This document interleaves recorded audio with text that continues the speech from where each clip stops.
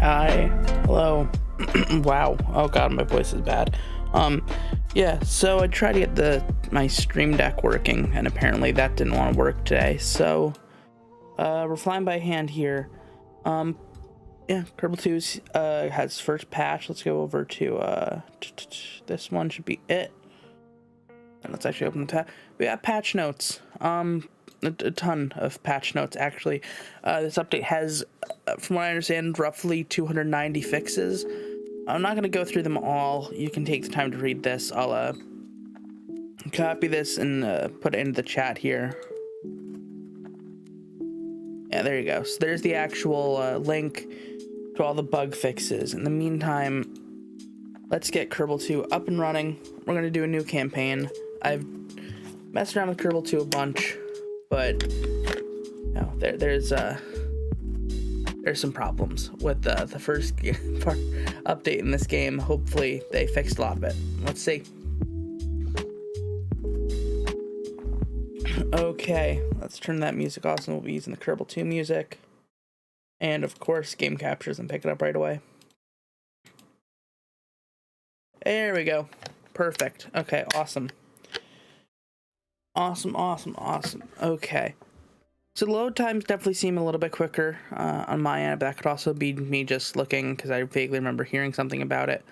So let's start a new campaign. Let's just do this test because this is mainly going to be a test of the new update. We'll do, we'll just do Kerbal Space Agency. We'll come up with some colors. We'll do white and a lightish blue like that. Those are some fun agency colors, and out of all the flags in the game right now, this is my favorite. Eventually, hopefully, they add the ability for custom flags like we had in Kerbal 1, because God knows custom flags are fun. Okay, my mouse cursor is visible. Let's not have that be a thing. Yeah, let's not do cursor capture. That'd be preferable. And we're going to skip the tutorials. We already did all this day one. If you want to see that stream, it is up on the channel. The first few hours of me playing Kerbal 2, getting acquainted with the system. I'm hoping to stream Kerbal 2 more here. Okay, so one of the big problems they had, and that we've been having, is the ability to run multiple engines. That's been bad. It's been very, very bad. So let's do a big fuel tank. We're literally just gonna get a probe core and put a nose cone over it and run a couple vectors. See if we see the frames we can get in this case. Yeah, so it's literally just gonna be this. Let's get an engine plate and put some vectors. I'm still getting used to where everything is on this. I'm so used to the Kerbal way, where everything in Kerbal 1, you know where everything is. I still need to get used to the new locations for a lot of stuff. Okay. So let's do as many vectors as it seems like we can fit here. 8 might be able to fit like 2 or 3 in the middle, if we're lucky. No, okay. Well,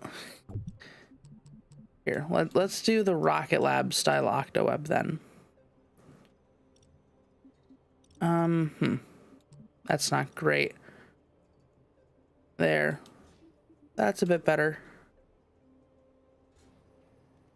Ooh. Don't love that. Am I even gonna be able to do this? No. Okay, never mind. We will not be able to do that. I don't know why my voice is so bad today. It's not fun. Okay. And then in the middle, we'll do... what's something we can fit a fair amount of in there? Oh, yeah. So that should be able to test if you can run a ton of engines. That's 16 engines. Somehow has enough delta V to make it into an orbit if you're extra precise. So let's just see what the frame rate looks like running 16 different engines. Oh, wow. Holy crap. Okay, I want to... somewhere in settings, there is a display that can give you frames per second. I don't remember where. Is it in accessibility? User interface, audio, input, gameplay. Okay. Well, I'm gonna actually look that up real quick. In the meantime, you guys can stare at that as that does its thing. How to see FPS in Kerbal 2. Simple frame top right of the corner for those that have usual Windows utilities to display it. Press F8 to toggle it.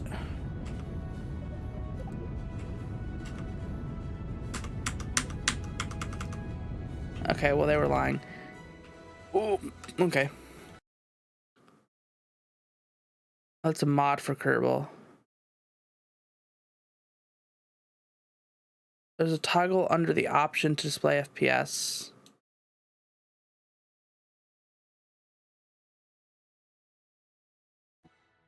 Where in the options? Show FPS. Oh god, I'm done. Okay. That's good. Reset gameplay. Yeah, we can do that if that means requiring us to see the FPS. Let's go back to the VAB. Let's set it up there and try that again. Because I can say on average in the first game, right, you'd get about maybe 20 FPS in a launch of small parts. A launch of like 16 engines, you might be getting 3-4 FPS. So anything more than that is nice and a good thing. Okay, yes, there's our FPS. So we're getting over 100 FPS right now just in the VAB, which is not bad. Now let's see when we switch scenes out here to the launch pad. Wow, so we're moving quick between 40 and 60, which is interesting. It's not like a steady FPS the way I think many would think it would be. So let's see. So I wonder if having VSync on is causing it to do that. Okay, let's see. And those engines light. Yeah, so we're getting 25 FPS, which honestly doesn't even feel bad. Looks like peaked down to 17 there for a bit. Got into the 30s there for a second. Yeah, I mean, that's not bad. 25-ish FPS in this situation. Running 16 engines. Granted, it is from one fuel tank. And one of the other problems was drawing from different fuel tanks. So we'll also test that out in a minute. So up here it shows the command pod, or that's where the kerbal would normally be, in the command pod, but now it just shows the command chip. That's cool. This thing is not going to be able to get to orbit. I think it's just too short on Delta V. At the same time, I think we may be able to, because we got out of Earth's grav well much quicker than normally be able to. Yeah, so in time warp, FPS slows down to about 13 to 9, it looks like. Oh, we're definitely able to make orbit here.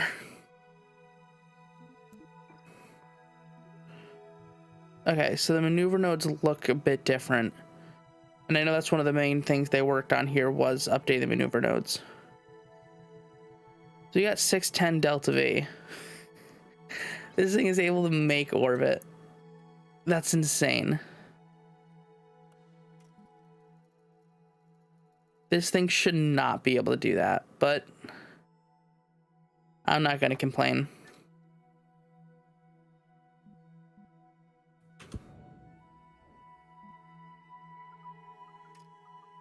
I'm not going to complain that this thing can make orbit. Okay, well, yeah, there you go. The test for engine frames is in an orbit. Okay, so let's go to the vehicle assembly building now. Let's build a test article with multiple tanks. See if drawing from multiple tanks ends up being a problem. Because that was another thing people were talking about in the code, that the arithmetic equations they used to draw multiple tanks was very inefficient. And I remember seeing a lot of people talk about that, and as being one of the major reasons why the code of the game was either, inefficient or having problems or something. So if that's fixed, that's nice. That, and I remember they posted a big thing online about the PQS system, which is the system they used to draw terrain. Basically, the PQS system had a ton of problems where it was very inefficient. If I understood the post correctly, it wasn't properly utilizing either the CPU or the GPU of the computer. So that's nice. So I want to see how this works without struts real quick. This is 25 engines, all from their own fuel tanks. Each one of them has 2 tanks. I want to see how this works without struts, because this could also be a test of how the new joint reinforcement that they're using is. So I didn't start staging. It just did this.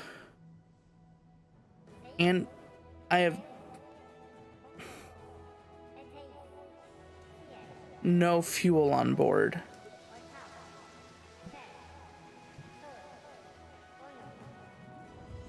Oh, now I have fuel. Whoa, okay.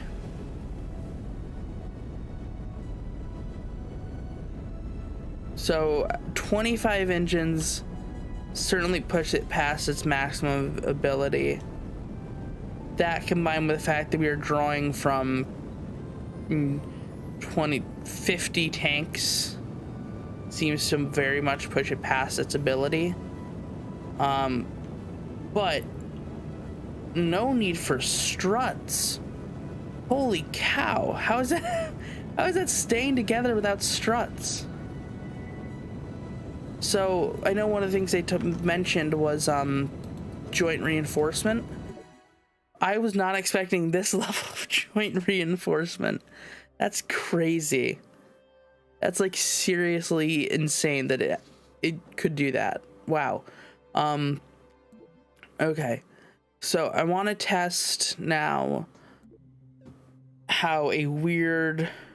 I want to test a floating part. Not actually floating, but like this. Like that type of floating. And see what the game thinks of that. Because that was something I had problems with. Yeah, okay, so automatically it sets me auto to orbital for some reason, which is not what it should be doing. Okay. So I'm the one, as you can see here with the actual inputs, I'm the one causing it to do that weird stuff. So previously this was very floaty. They almost didn't feel like they were connected. Which could be a problem because there are certain times you're going to want to use a system like that. So it is nice that there's that. One of the big ones I want though is a gizmo with the pulling and moving. This thing right here. That if we hold down shift, we can bring it out further. Because like in Kerbal 1, you could really bring it as far as you wanted if you held down shift. In Kerbal 2, you can't really do that, which stinks. Because that was very helpful, especially in designing something where you might need to like part clip some stuff randomly. That would be very helpful. Okay, so where do we go from here? Let's try making a plane. Let's see if there's any improvements in the actual aerodynamics. Okay, that is the right direction. I don't know why I thought that wasn't the right direction for a minute. Let's see if there's any improvements in the actual aerodynamics of the game. I'm going to add a pre-cooler, because these things right here, these pre-coolers and then nacelles actually increase the amount of thrust that the engine can produce when you run it through a pre-cooler. Same with when you have shock nose cone intakes. I don't know why the game says that increases the amount of thrust that the engines should generate. As much as I like planes, I guess I could kind of see how a pre-cooler would do that. We'll have 2 whiplashes there. We'll bring these in like that. Okay. We're gonna bring these up so that they're on level, actually. Because that's not great to just have them like that, okay? So I will say, one of my favorite parts about Kerbal 2 is very much... That's a weird way to word that. I don't know why my mind went to that. It is very much the planes. It's very much the plane designer. It's very great. I don't know why my mind did that. No, one of my favorite parts has to be the airplane designer. It is so much easier to use than the one in Kerbal 1.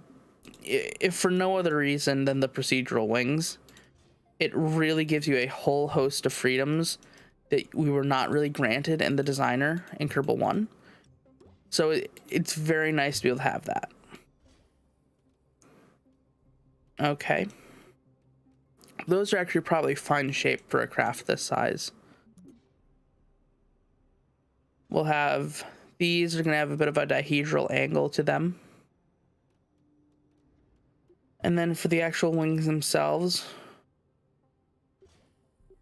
we'll use these things. We'll increase the actual root length, bring the sweep back a bit, almost like that, and then bring these forward a bit.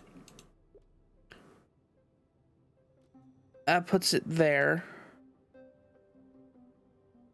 You want to make sure that as you rotate it, in most like given orientations, your center of lift and center of mass actually stay together. Because there are certain designs in Kerbal 1 where if you did that, your center of lift would actually shift in relation to the center of mass, which is not good, because then you end up with a very unstable craft.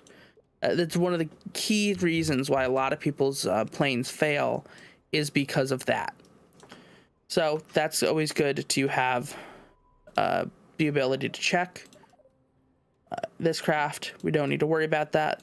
Typically, it's ones I find where you have a single vertical stabilizer with 2 horizontal stabilizers on the side of it.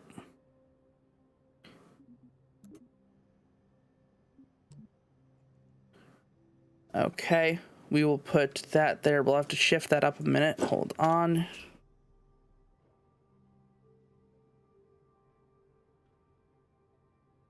Okay. Let's shift. Oh, darn it. Hold on.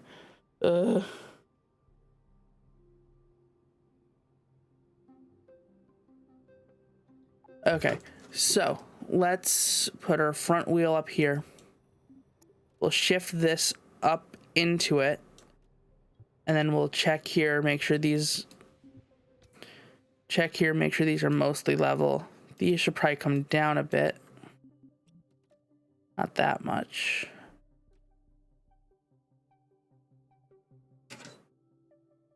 Always have a ruler on hand. This is a DigiKey ruler. It's actually a printed circuit board. There's a bunch of different information on it.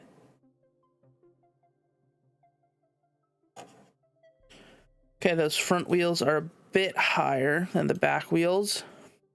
Let's try again. Those are good. So let's bring it out to the runway, see what we can get out of it. Okay, so it's auto doing orbital, which I don't like.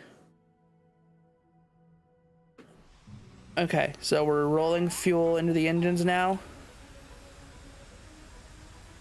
We're gonna toggle them in afterburner.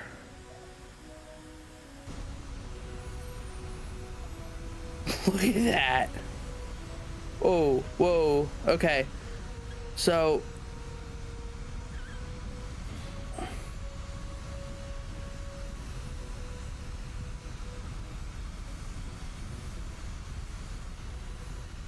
why do the wings disappear?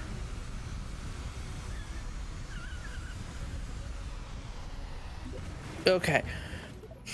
Now, not everything works on the first try. Apparently, if a rocket is strutted together like that, it works just fine. But if a plane is... You're asking too much. It looks like we had a lot of wiggle in the back. I didn't see any wiggle in the front. So we're going to use a set of struts here in the back to connect these tanks. And then that wing thing was weird. I couldn't tell. Maybe this wing did hit the ground, but from where I was looking, it did not look as if it hit the ground. It looked like it just disappeared. Which would maybe indicate a terrain seam, which wouldn't be nice. I am just going to do 2 up here, because why not? Yeah, a terrain seam would probably be the worst case scenario for the devs, because that makes the runways basically unusable. So let's try again. I'm going to operate under the idea that either I did something wrong or this particular craft file is bugged. Let's see. Let's put those back into afterburner. That's so cool that the afterburner has like mock diamonds in it and everything. Okay, struggling to get off the ground a bit here. I think our wheels are too far back, actually. Yeah, our wheels are too far back. You can see it wants to pitch up, but it can't overcome that. So we end up setting the land speed record. Oh!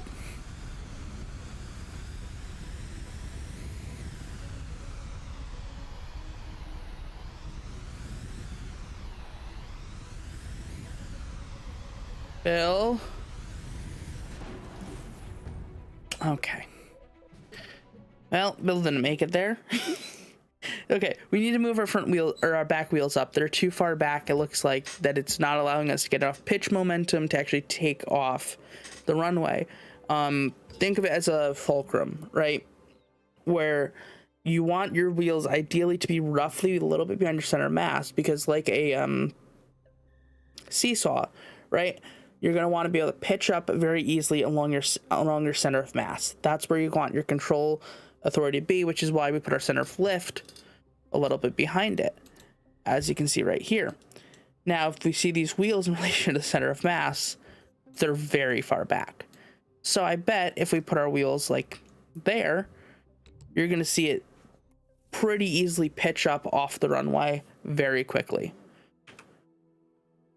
I don't know why I keep setting that to the space camera. That's interesting.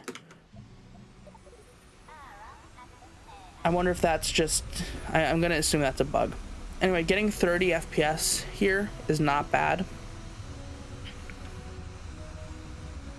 Interesting that it's not the same effect we saw last time out of the engines. That's weird.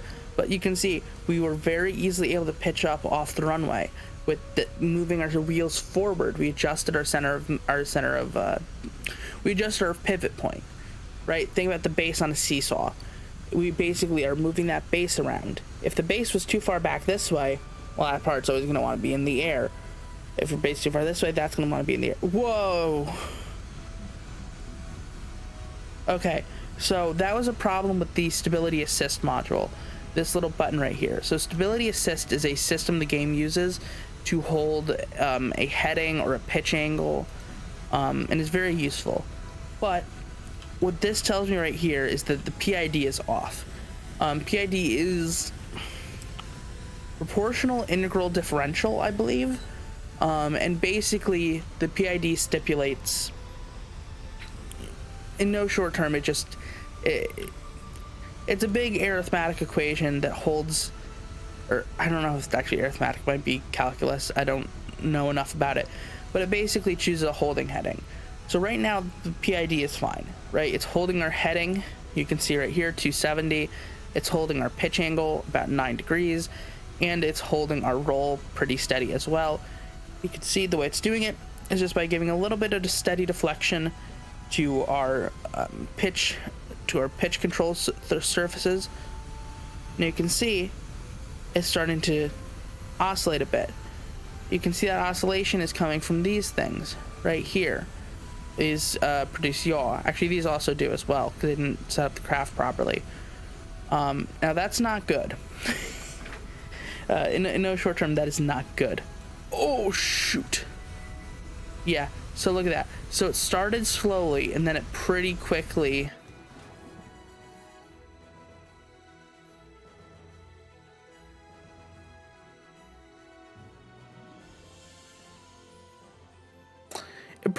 did that. Okay. So we encountered two things there, two bugs. The PIDs are off in the SAS system, and the actual, and I think I have a fix for that. I want to check. Yeah, you can see it right here too. These weren't making the right shape. You could see we were getting a different actual output from the nozzles than we were the last time. So let's see if we do this again, if the afterburners actually do the right shape. Let's open them up back to cruise. Let's send them back to afterburner. There we go. So we need to be rolling, I guess, to set up the afterburner to be that way. So we just started shaking on the ground, so we had to pitch up pretty quickly there. And I've lost all control authority.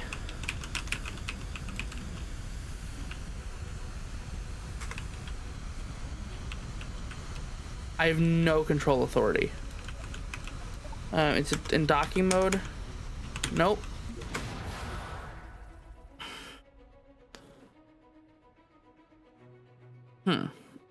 Let's see if we can recreate that.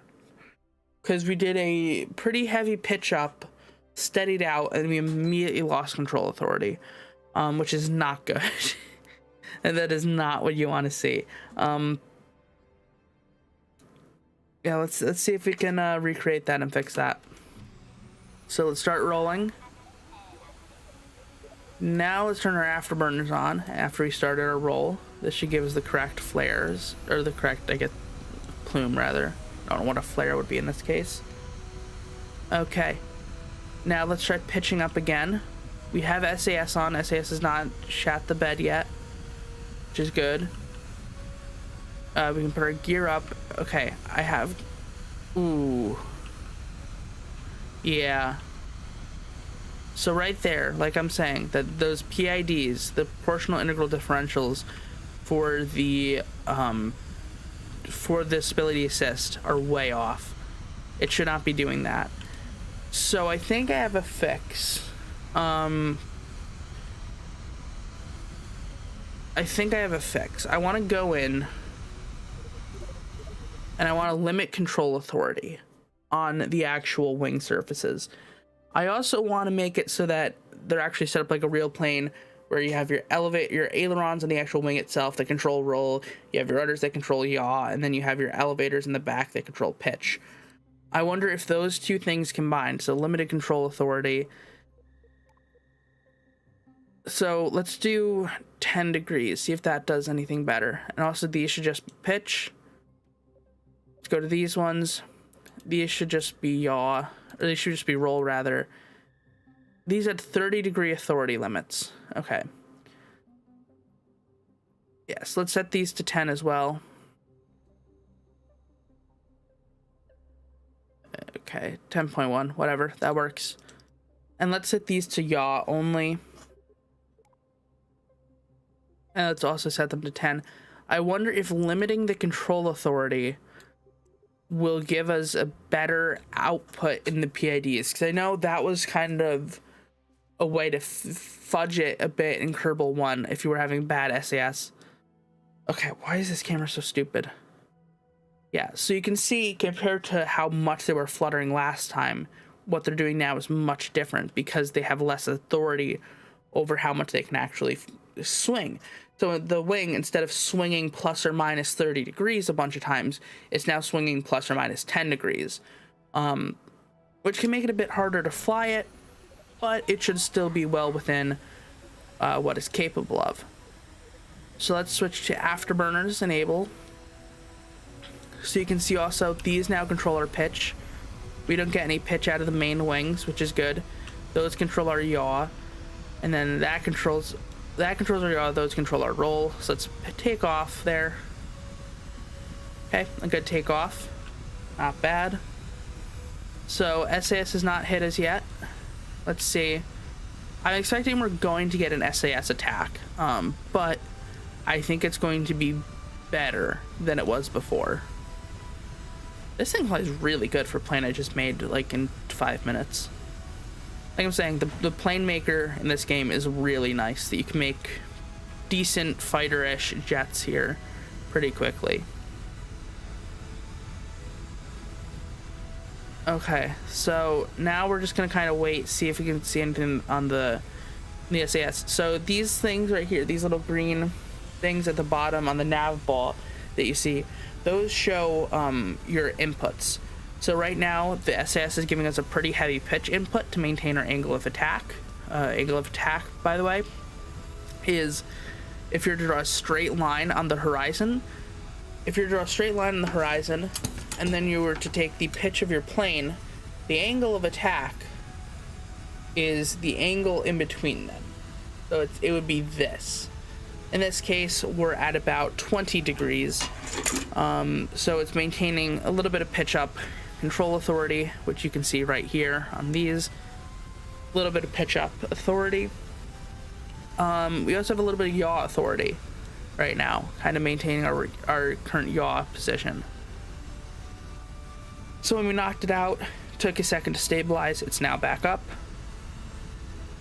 So it's looking pretty good. I think this is, like in Kerbal 1, that's kind of how you beat the Kraken when it comes to the SAS. So that's kind of your interim solution there for how you beat the Kraken, which is nice. I'm telling you, if Kerbal 2, it's not in the best state of any game in the world right now, but if you played Kerbal 1 back in the day, you are well prepared to tackle these bugs. Because a lot of these bugs, believe it or not, are things I've seen before in Kerbal 1. That's cool that now that we're at a higher altitude, you're actually seeing expansion from the afterburners, like you would in real life. Okay, so that's interesting. SAS isn't really holding us here.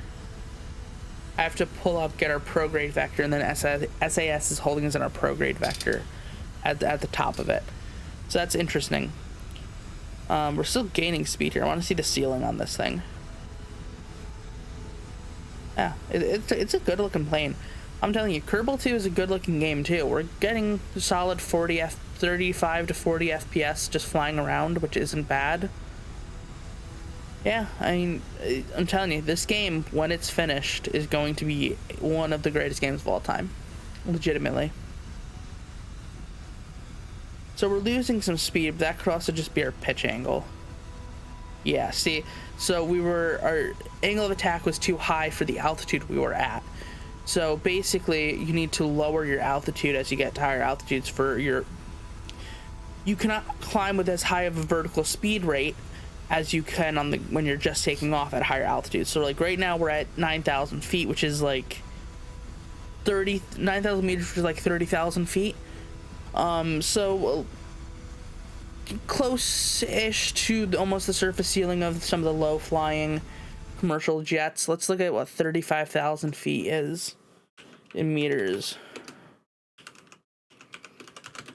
Because that, I would say, is like the average for a commercial aircraft. That's like 10,600 meters. So we're getting up there to the altitude that most commercial jets would be flying at. We're probably going to soar past that with these afterburners and our angle attack. I want to try to make a U2 one day. I wonder if you could actually fudge a U2 in this with now the procedural wings. You can make super long rings. I did check your text, Jack. I saw them. Let me double check and read them even more.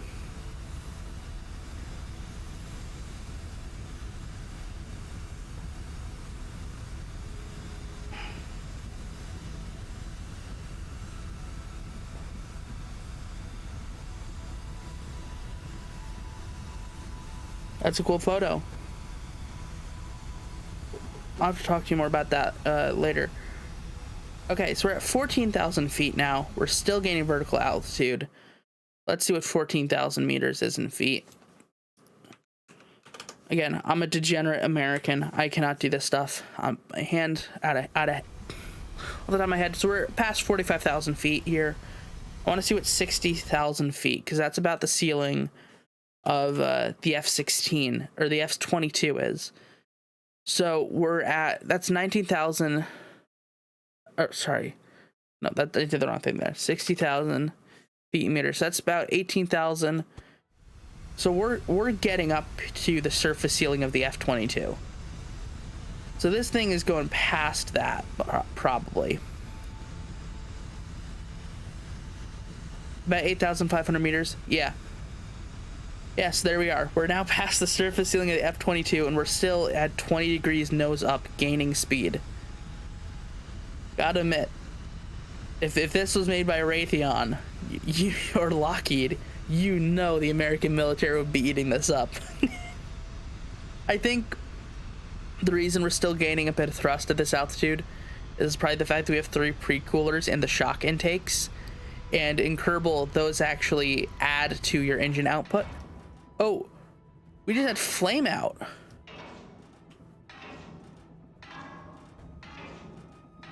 So we were gaining thrust up before we had flame out.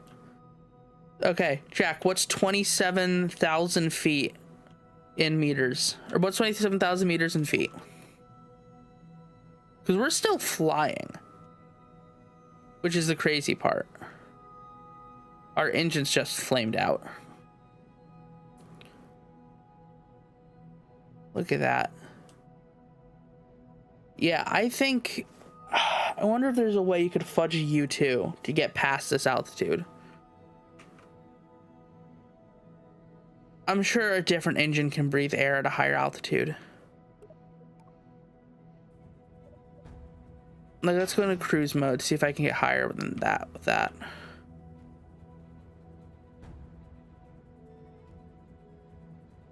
Okay, now it's saying we've lost all fuel.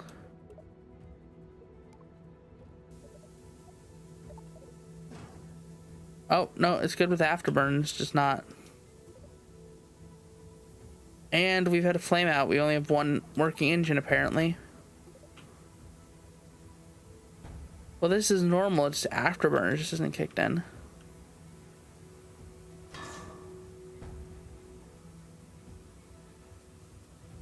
That's weird. What the heck? Mid-80s? Okay. Yeah, I mean, that's impressive. Not as impressive as that glider we learned about yesterday that they made that was somehow able to get to, what was it, 90,000 feet? Which is crazy. Yeah, I mean, that was about the altitude of the U-2 then, if it's going mid-80s. This is weird what it's doing right now. I was gonna say we can get to the island runway thinking that's the island, but I don't think that's not the right island. Yeah, it says it's producing thrust, but they are not producing thrust. They're most definitely not producing thrust. Bill, you're gonna bail.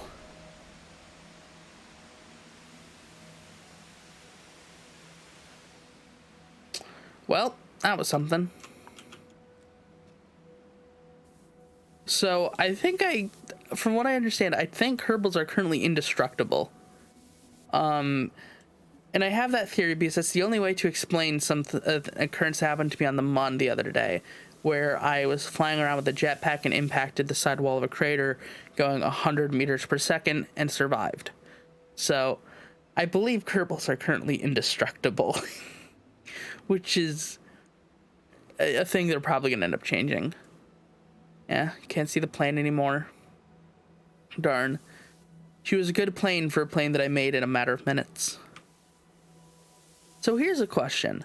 If this is most likely hydrazine, that's just suck to be right next to it, right? I think that can't be good. Okay, we're slowing down. Yeah, we've started the hover slam. We're gonna make it. We're going to make it. Oh, poor Bill. What's that for? I'm sure there's a reason that they have that design in it.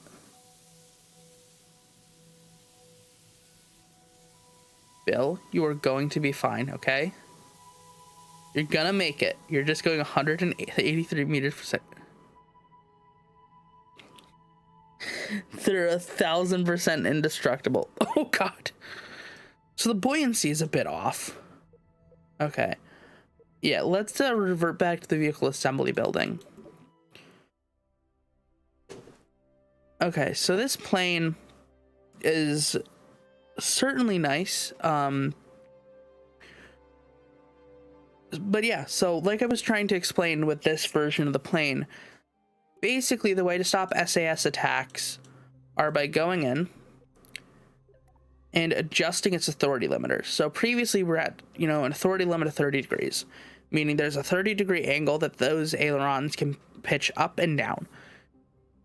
So that also gives a 30-degree limit that SAS could bug out and hit them at. But when we limited them to 10, we had just as good of a turn radius, a perfectly fine turn radius, but we did not get any random attacks from the stability assist system. So that's going to kind of be your way to fudge fixing the stability system right now. It's not going to be great. It's not going to be a great fix. Ultimately, they're going to have to adjust the PIDs, or the proportional integral differentials, which are the actual math that figures out what heading it should be at, what pitch and yaw rates it should be at. But for the time being, that's certainly, I would say, the best way to fudge it. As we were also talking about here when we had the problem where it wouldn't pitch up correctly, when our wheels were back here, by moving our wheels up front near the center of mass, we were able to move the pivot point. Like I was saying, think of it like a fulcrum or a seesaw, where you have a plank balanced in the center where it wants to pivot around that point. If we move the point back, it takes more energy to pivot it like that. Also, limit your elevators to only roll, vertical stabilizers to only yaw, and horizontal to only pitch. If you don't have enough control surfaces, so you don't have control surfaces moving at different rates, fighting each other. Exactly.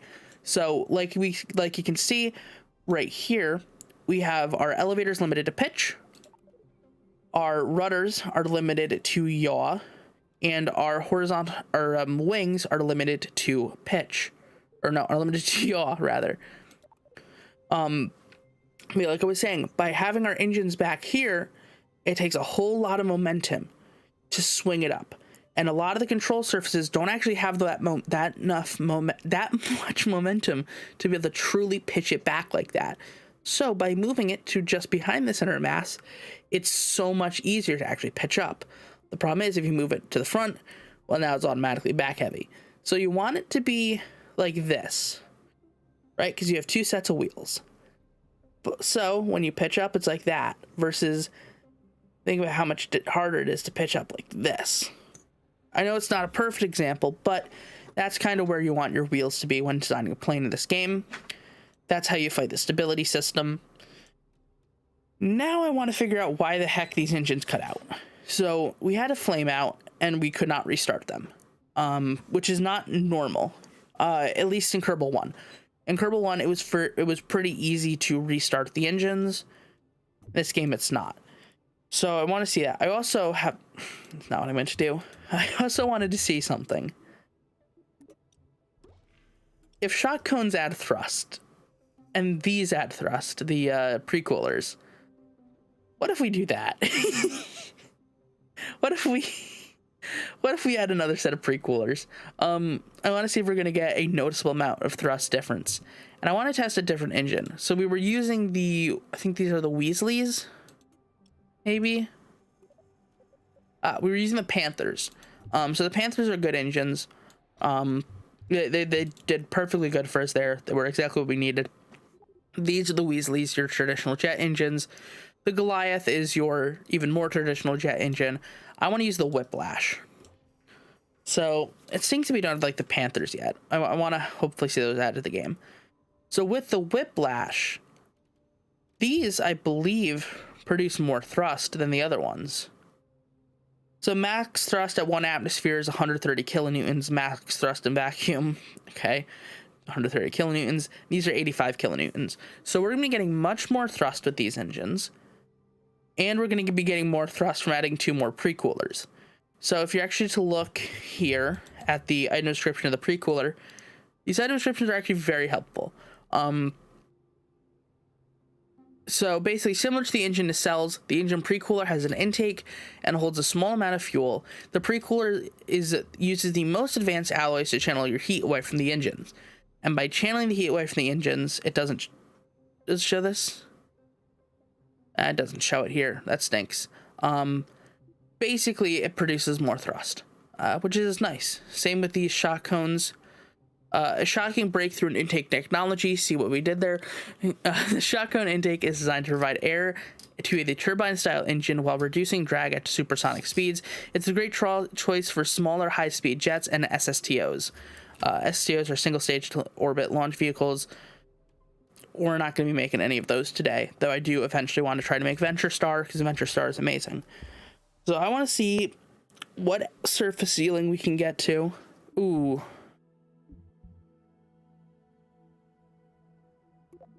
We're going to need to redo our struts. I want to see if the struts broke. Because that would not be the first time that I'm seeing the struts break in this game. That's another one of those just little bug fixes. I thought I remembered hearing them say that they fixed that. One of the big ones I've seen is a strut on... a strut hooked up to the launch... Okay, a strut hooked up to the launch clamp basically immediately breaks it. So if you're to stage it like that with a strut that's hooked up to your rocket into a launch clamp, it's basically going to crash the save file. Or crack the save file, breaking it. So the save file is basically permanently broken. Okay, so let's see what struts in those in the back. If we can generate more thrust and better performance at higher altitudes. Okay, so I'm getting I'm getting staging lock. So I don't know why this happens. I think I may have found a fix for it, I think. But I was having a problem the other days, and it just happened here, where by pressing the space button doesn't actually properly stage it. So I wonder if that's because I pressed, I don't know, actually. I'll have to see if that's a known bug. If not, I'll submit a bug report for it. Okay, a bit bouncy off the ground. It flies worse, I'll be honest. It does not feel as good flying. You can bring our gear up. You can see the SAS is kind of holding us here at around 15 degrees of climb.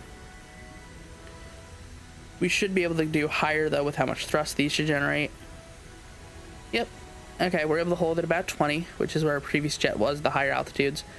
Now, like I was saying before, you can see these mock diamonds right now, and you're quickly going to see them start to disappear as we get into higher and higher altitudes. I want to try to hold this even higher. Yeah, like 25. Okay, let's try bringing that up to like... Yeah, so we're pitching at a constant 40 degrees here, and we're doing good. I wish there was a vertical speed indicator. I mean, we kind of have this ribbon, which can somewhat indicate vertical speed, but I'd love if, like, right here, it had, like, VS and then gave it to us. I think it'd be very helpful. Yeah, so we're still gaining speed now, still at 40 still at 40 degrees in pitch, passing through 8,000 meters. So, like I was saying, oh God, my mouse died. Of course it did. My mouse likes to choose the worst possible times in the world to die, and then it dies at those points. Let's get a USB cable for it. There we go. Either way, pitch is still holding steady. And of course that cable's too fat for it. Okay, so pitch still holding steady. Are we gaining speed or losing speed? Let's see. Okay, so we're losing speed now. So now we're going to begin to pitch the nose down to say 30 degrees. We are also at about the altitude that it flamed out at previously.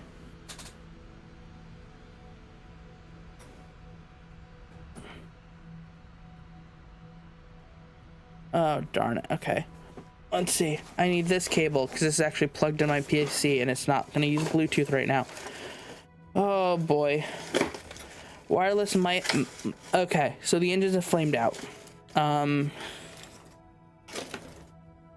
it looks like the flame out speed is about the same for all the planes.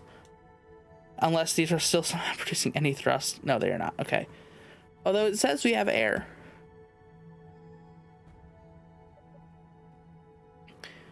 I mean, we have pitch authority. I'd love for them to add an engine that works at like these altitudes, like a sustainer engine that you can use in the middle. I think that'd be really cool. Although that actually probably just the Rapier, if we're being honest. I want to see what happens if we add the Rapier to the middle here. And I want to see if we can restart these engines. Okay, so now it just says normal at 0 kilonewtons. Whoa, okay. Time warp does not like this. Yeah, so it does not let us... That's interesting. It doesn't let us actually gain our engine abilities back.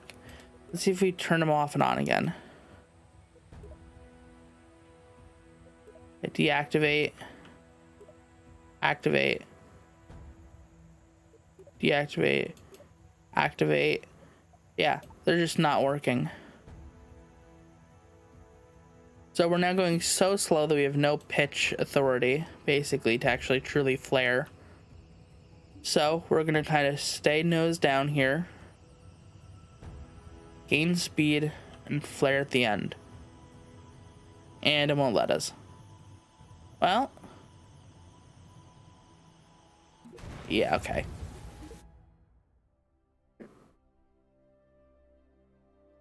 I want to see what happens if we add a rapier to it. And stage the rapier as we get to burnout altitudes. Because I think the rapier has a very high surface ceiling, if I remember correctly. And not just in rocket mode.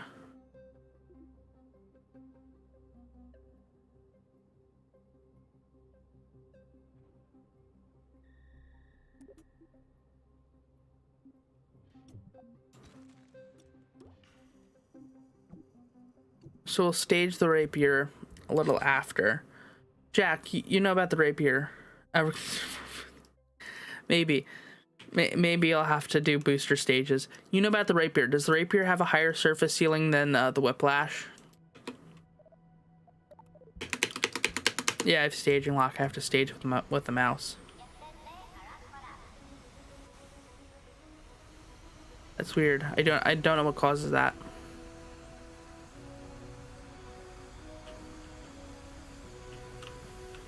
Oh no. We are full and locked to our control authorities here.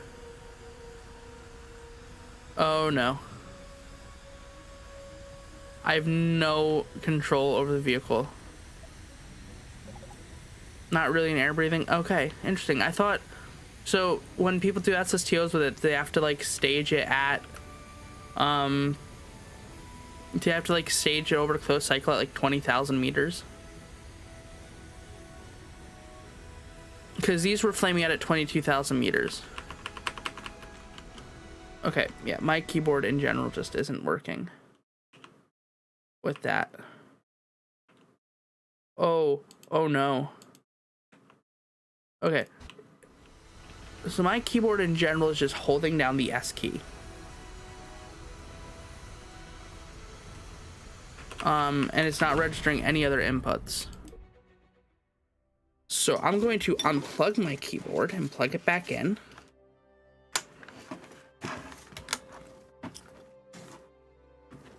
Like, I just generally tabbed out and tabbed back in, tested it in a Chrome window, and it's doing that. So, you know, let's see. Okay. Yep. Just unplug and plug back in. That works, apparently. Okay, not really an air breathing. It depends on speed. Keep between Mach 2 and 3. Okay. So I'm not gonna bother then if it's not gonna make a huge difference. Instead, I'm gonna go back to the whiplashes here, or to the panthers, and just add another. Just add a third panther, and see what that does.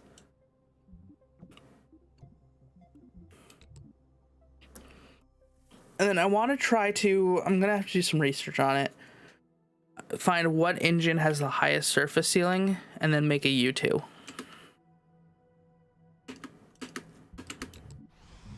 Yeah, so the spacebar still doesn't work, but I at least have control over the vehicle. I think the spacebar problem is not a keyboard problem. I think that's an actual issue in the game itself. That I'm probably gonna write a bug report for, since I got it before the patch, and I'm still getting it after the patch, so I'm gonna assume that's a bug that they either didn't know about or could not find a fix for yet, or are actively working on a fix for, and they just haven't, it wasn't finished in time of publication. Those are really narrow. I feel like those are too narrow for afterburners, honestly.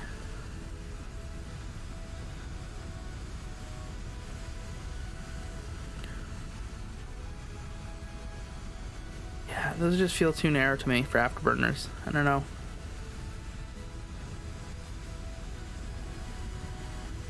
Jack, can you look up which air breathing engine in Kerbal has the highest surface ceiling? Really, my keyboard locked out again. And it's doing the S problem again.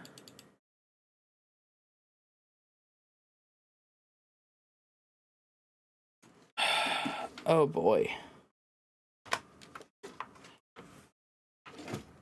Boy, oh boy, that's not a good thing to have happen. Here, I'm going to...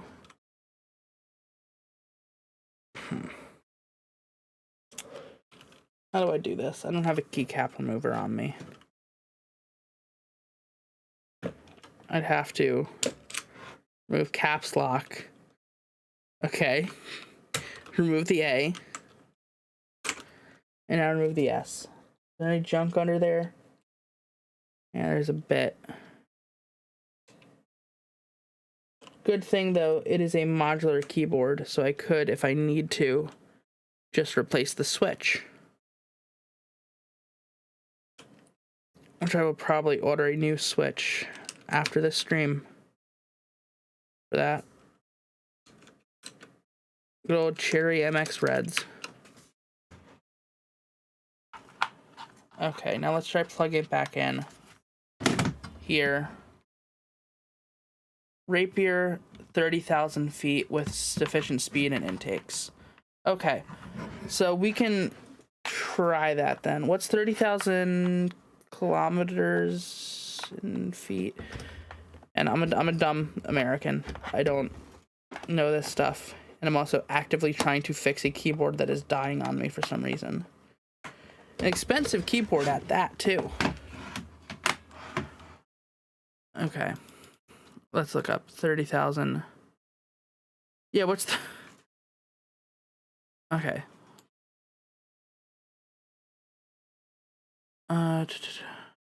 Just shy of 100,000 feet. Okay. Let's see. This thing's been flying the whole time, which is crazy. That shows that we did actually manage to trick the SAS, which is good. The problem with the Rapier is it's fairly low thrust at low speeds. So, how would we make a plane that utilizes only the Rapiers?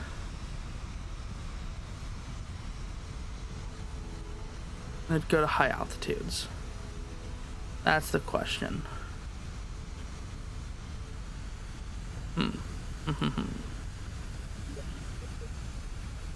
I'm gonna revert to the VAB.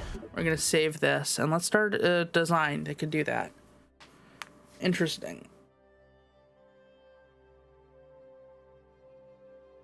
It is stupid that game capture glitches out my webcam in transitional scenes like that. I don't know why. That's a Kerbal thing. I do not think that's on my end.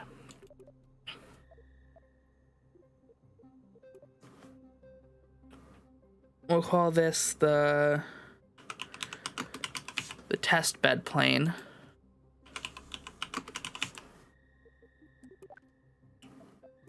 Now, okay. So for you two, style command capsule, we're going to need to make it as aerodynamic as possible. Which would be this. I think. Now, for more thrust, this thrust is going to be very important. I'm going to have 2 pre-coolers in a row here. And then we're going to add 4 of these. Just like the U2, it's going to be a long plane. Actually, no, that's good. Then we're going to have it do this thing. This is weird. This isn't like the U2. But I think I need to do this for thrust reasons. These are not going to be our only intakes. I just think I want to get an intake where I can get one.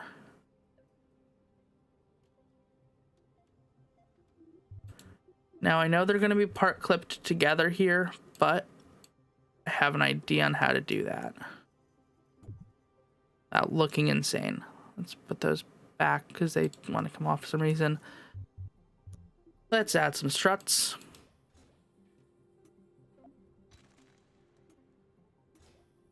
Yeah, see that strut broke there.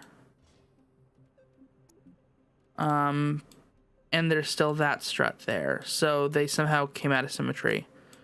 And one of them broke in that process. Great. Fun. Okay. Let's delete that. I think to make it look as little bad as possible,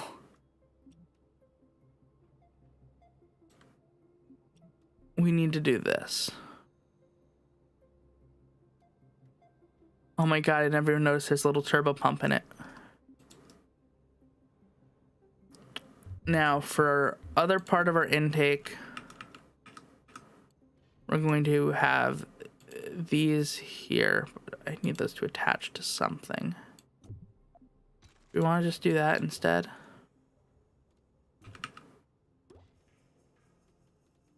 I think we can just do that instead. So that will be our propulsion element.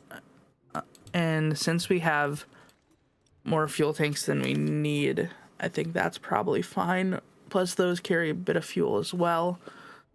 Only 0.2 tons. Just finished my Mark 1 Dragon Lady.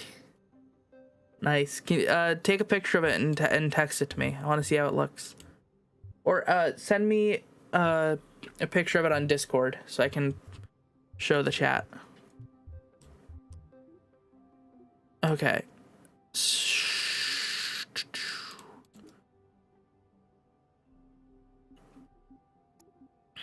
The problem is our center of mass is really far back. I need to pull up a picture of the U2 spy plane. Just so I can remember what it looks like. God damn it, you texted me and said I'll send it on Discord. Yeah, okay.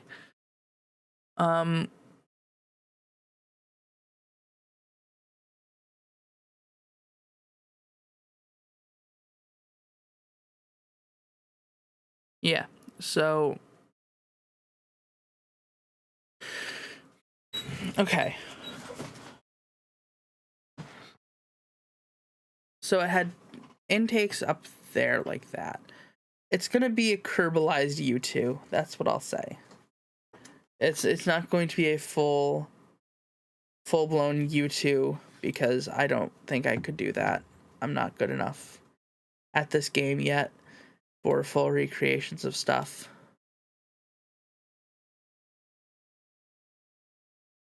But dang it if I don't try.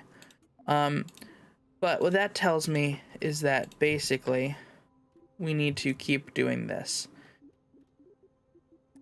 The thing is, I think we're good on fuel. So I'm going to deprive these of their methane. We're going to have our shock takes up there. And we can actually move these out a bit. To the point where they're actually not touching like that, since the U2 does kind of have that to it. What that also means is we're going to need more struts. We're going to put struts there. We're going to put struts there. We're going to put struts there. So although our strut testing earlier on the vehicle, on the rocket that we did, one of the first things we did on stream, you can rewind the VOD later to see that, came out very good and very promising. For some reason on the planes, the struts do not seem to be updated. There does not seem to be better like part abilities there, which is frustrating. Let's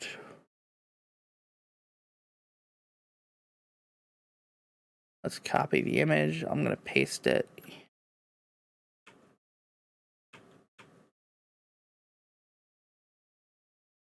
Literally paste it to my desktop here. Or I'll have to, oh gosh. Oh boy. I have streamer mode on. I can probably just show Discord, but you know. There you go.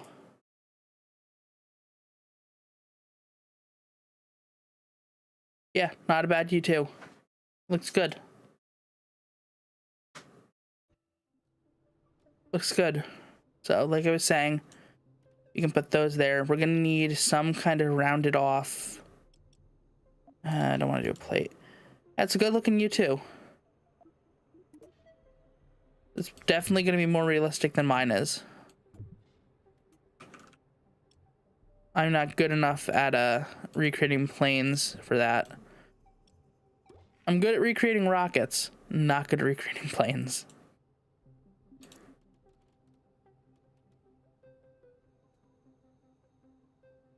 Okay, my mouse is now paused for a minute. It does that sometimes. And okay, great. All the technical difficulties in the world. Okay, that's good. No exposed struts either.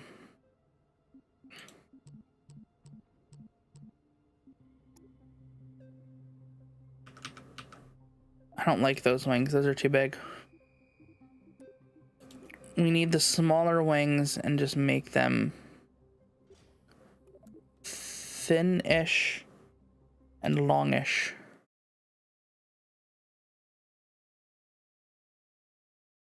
I'm pulling up a picture on my other monitor so I can get a better idea of what it looks like as I'm making it.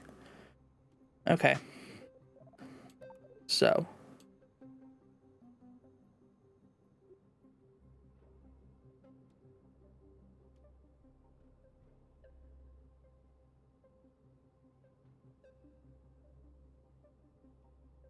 Expands there. The angle looks pretty much straight to me. There doesn't appear to be much of an angle to it.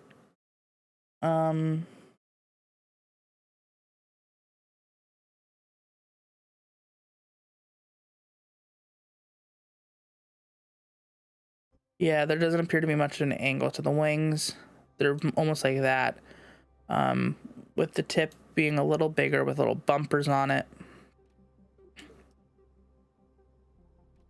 And it comes into a point at the tail, which this probably wouldn't be able to do. Because doing that would mean only having one engine. Or clipped together. So let's try like, what about something like that? And then that into something like that.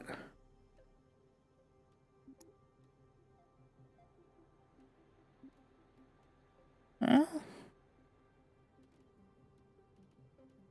no, it's not the worst it could be.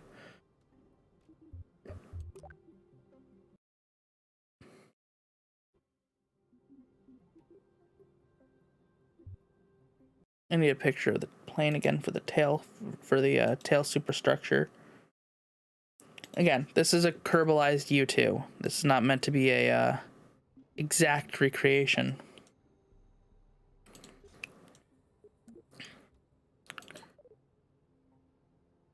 Wingspan is a bit like that. Decent root length. Pretty much like that. And we'll make this all black as well.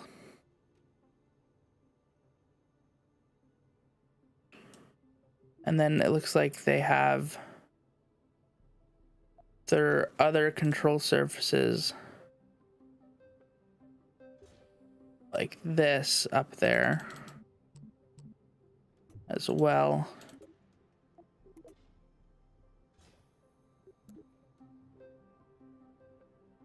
Looks like they're a better picture. Okay, that's actually pretty helpful.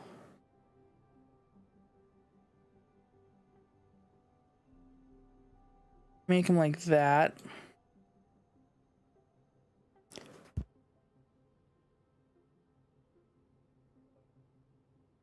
The beauty of having a mute button. No one has to hear you sneeze. Okay. So we can bring these in. And then in like that. Leave them there. Now...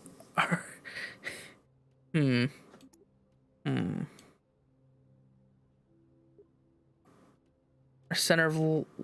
Oh, boy. So we're back heavy. We're very back heavy. I'm going to remove the fuel out of these back ones because I meant to remove the fuel out of a lot of them anyway. But if we remove the fuel out of the back ones and then leave the fuel up front instead, then we might be able to salvage this.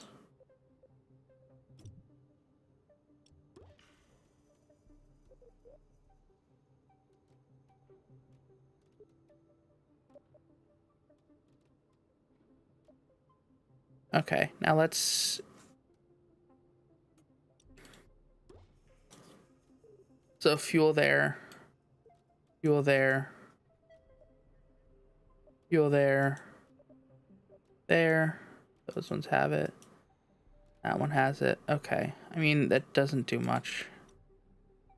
Dang it. I mean, we can kind of get away with it being like maybe there on the high end. That should actually work.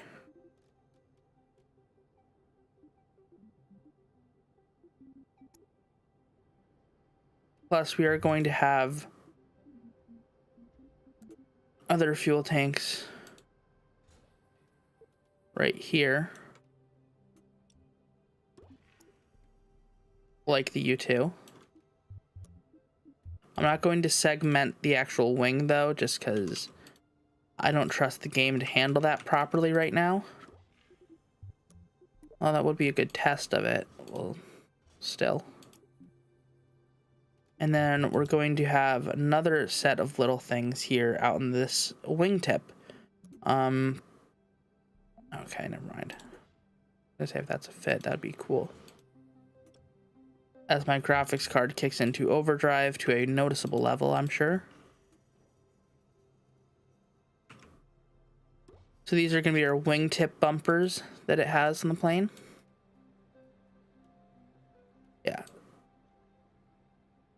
So you can see our center of mass moves a bit with the center lift there.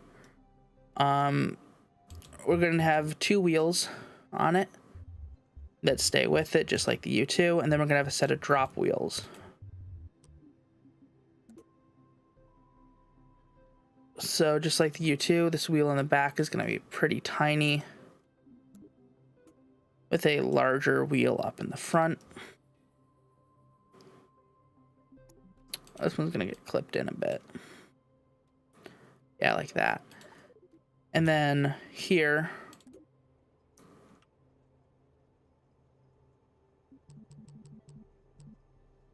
we're going to have those right there.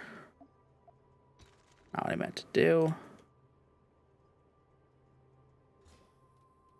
With that right there.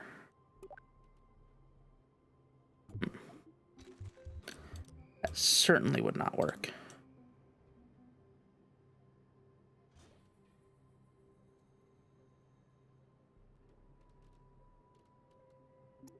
Okay, graphics card, you can calm down. I need to go in and adjust the fan curve. If we bring that out like that, that might work. I need to bring these up a bit though. But yeah, we can have that and that go at the same time. Or that, and just go first, then that. We need to adjust these. Did the U2 have control? Yeah, that is certainly at a high altitude. Do you know if the U2 had pitch controllers or had any control surfaces on its main wings? I feel like those main wings are too big for yaw. Like, I feel like it would snap it off. Too big for roll, rather. I feel like it'd snap them right off in a turn. Okay, well, there's the attempt at the, we'll call it the K2.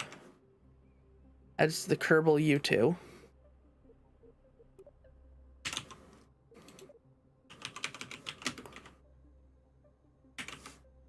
Kerbal U2. And let's see how the hell this goes. Probably not great, I'm going to assume.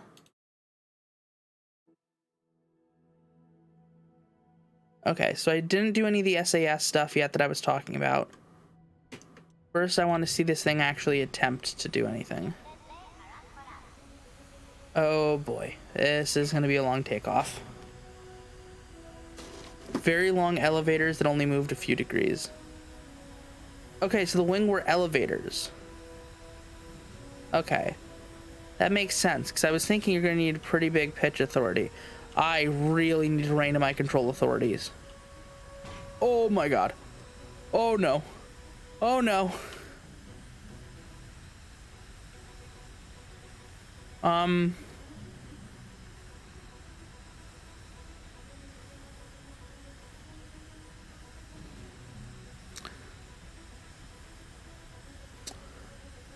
God, I love Kerbal Space Program. There were struts here, you know.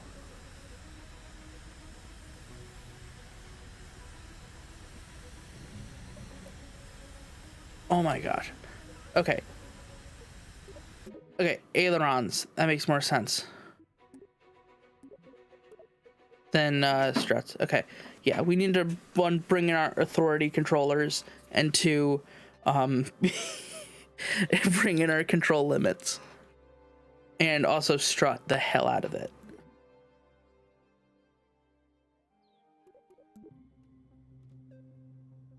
Okay. So let's go in here.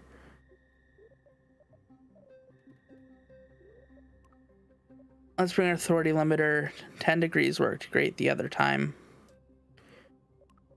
And then for those ailerons, I'm going to make them like 2 degrees maybe. With how long they are.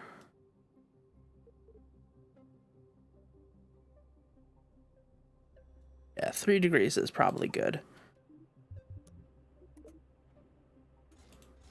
Because that's what I was thinking. I'm like, surely they can't have that entire wing be used for ailerons. Because in any roll, I feel like it would just snap the plane in half. Similar to what happened with my plane, actually, for some reason.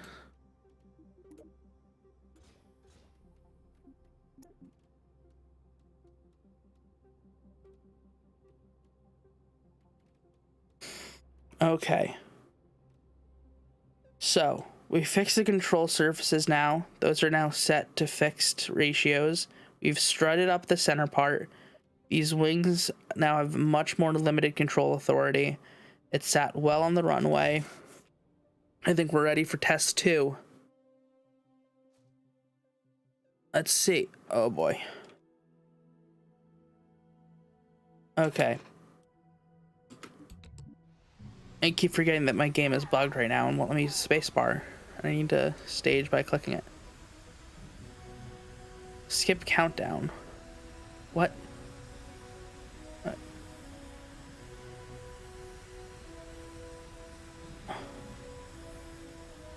Oh no, it bugged again. It keeps bugging to thinking S is the only acceptable input.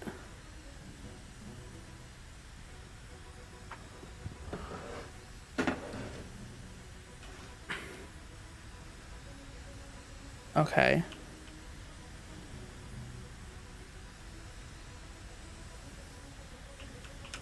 I did it again. And it's a Kerbal Space Program thing, I think. I really don't think it's on my end. But it's bugging out my keyboard.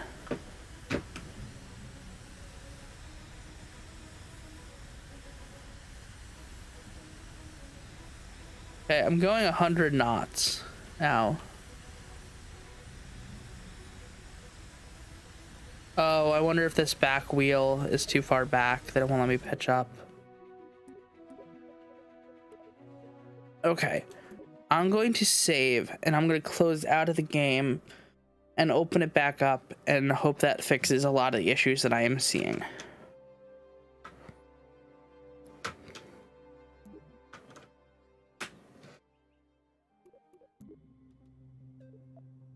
we're gonna save again. Alt F4. And load the game up again. I'm gonna have to watch this back for all the bugs I encountered and make a comprehensive list of them.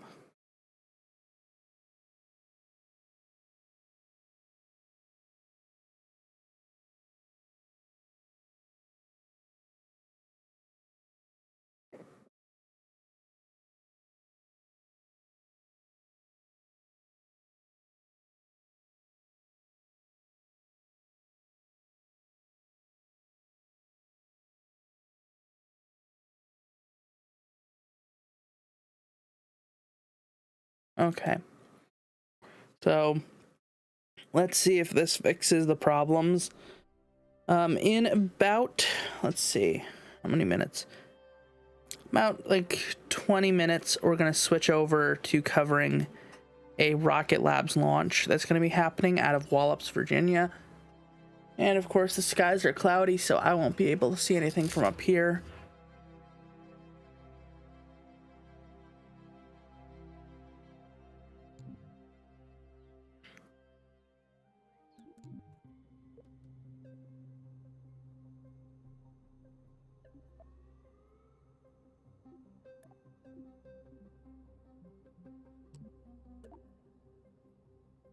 Okay.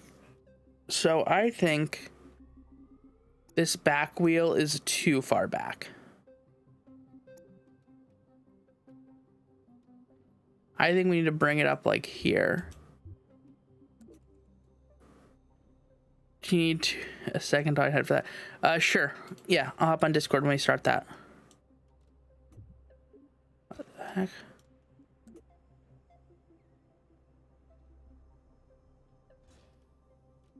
Oh, it's no longer all black, so the agency colors aren't. Yeah, so this will just be a skid wheel. Which I also think they were basically in real life too.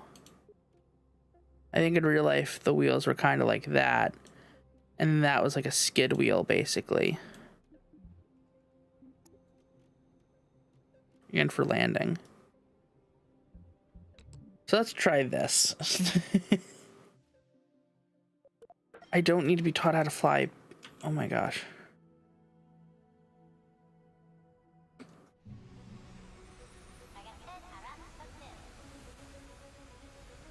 Okay, let's see.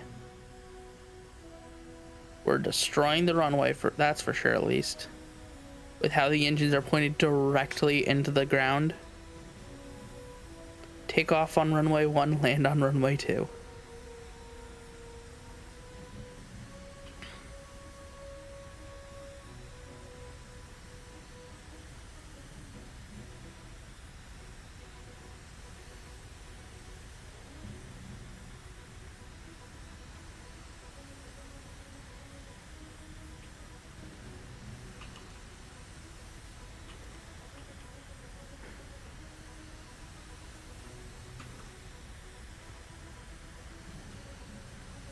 Well, now I can do it again. My keyboard just died on me for some reason.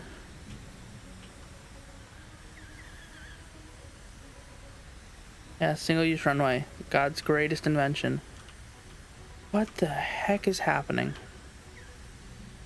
So I can yaw. No, I can't actually. It's yawing for me. I have no control over anything. Right now, like my keyboard is full on. Oh no. Oh no. And it's dead. Okay. I've never encountered problems like this on my keyboard before in this game or any other game. Revert to launch. What I'm gonna have to do is switch which USB port my keyboard is in. That way I can plug it in and plug it out quickly. Without having to reach under my keyboard and unplug the USB-C port.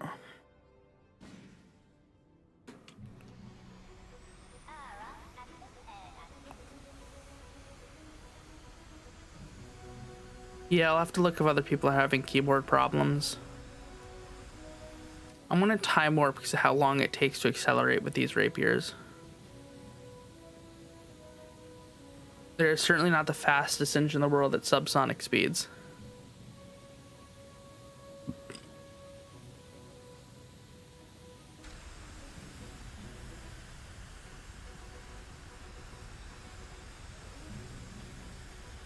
Yeah, my webcam is glitching, great.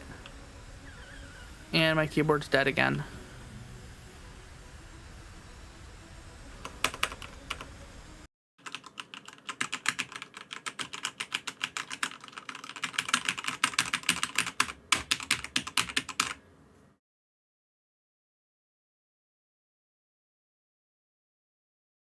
If I close Kerbal 2, does that fix it?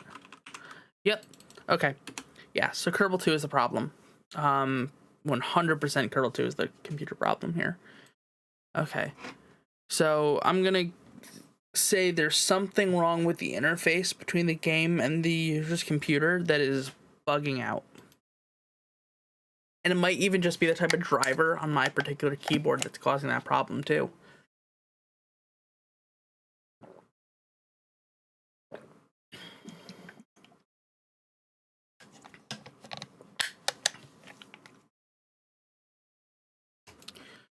Interesting. Interesting.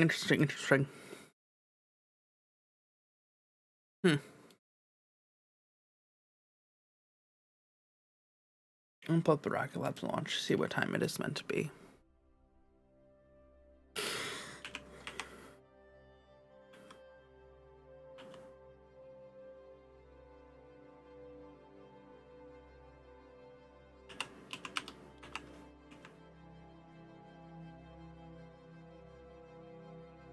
Okay, so the live stream goes live at 6:15, so we'll do that then.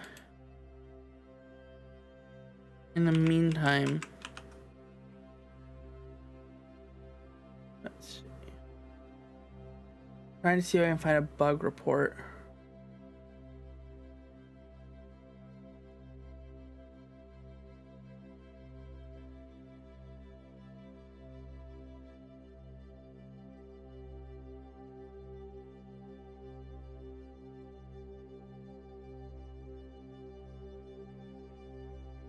Okay.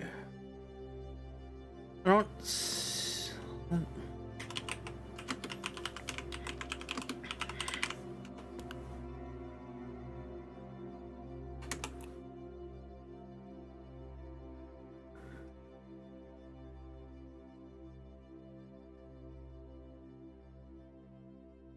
I don't see anything about people mentioning it.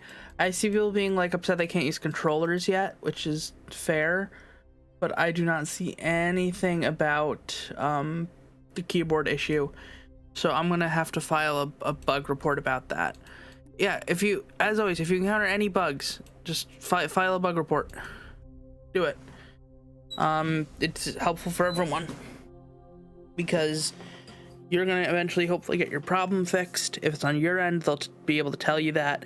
If it's on their end, they'll be able to know and they can go fix it. It's the Intercept Games Discord and on the Kerbal Space Program forums are where you can find those. Oh, this rocket again that we built earlier. We just kind of abandoned.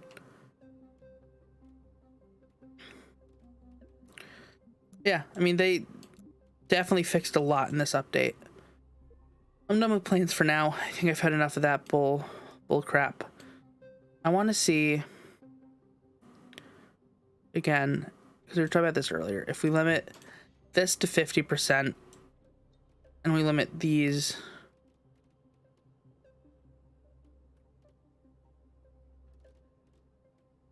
how that would react.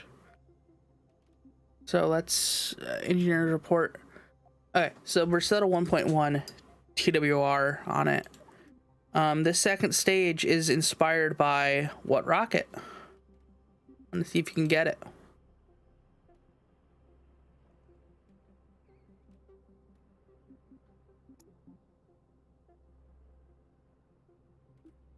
Okay, so the engine plate problem we were having earlier will require us to restrut this, because there were strut issues here.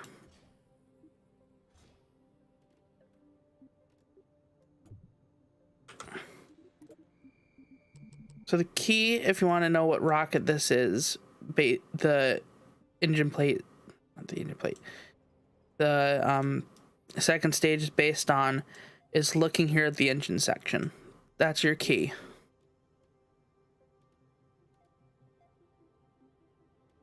Saturn Nova. No, the Long March 1 or Long March 2B, where it has the one center engine with a few vernier engines on the side. And then we have little struts connecting it all together. We have the RCS there too, little monoprop tanks for the RCS. Engine plates seem to be mostly fixed, which is great. I still want auto strut in the game, but it does feel like they actually fixed a lot of the strutting problems, at least for now. One thing I want to test, because this was a problem, was basically with a strut like this, when it would separate, you'd carry the long part of the strut with you and the camera would not understand, would glitch out, and eventually the craft would break. So I want to see if that still is the case, because I know for a fact that they had that bug reported to them. So let's see. Okay, so we don't carry the long part of the strut with us, and the camera doesn't freak out. So it does seem like they fixed that issue, which is nice. There's plumes going on the pad. It thinks there's an engine going off. I'll do that again, see if we can notice that, because that's interesting. I'll be honest, one of my favorite parts about Kerbal 2 so far is honestly like bug testing. Just trying to find all those little random weird bugs. It's a lot of fun. Okay, so again, we're gonna want to watch this strut here. And also, it looked like when we took off, it thought there was an engine going off on the pad based on the dust that was going around it. It was doing this style of dust. So let's look at the strut. Strut brakes properly. We can lift off, but look, see that? It still thinks there's an engine hitting it. Now, I know for a fact these plumes are not that big from the thuds. But to double check, I want to check this on not a pad. I want to check this on the runway, see if we can find it there. Because if it is also on the runway, then that's indicative of a issue with the draw distance, I guess, of the plume, of where it's actually interactable. If it's not, that's an issue with the runway. And then I also want to check it without this strut as well. But for commonality testing, to make sure there's no difference in the vehicle, I'm not going to remove that strut yet. We'll do the after strut testing next. Oh. What the? Look at that. And then look at our heading controller. So there's clearly something wrong here.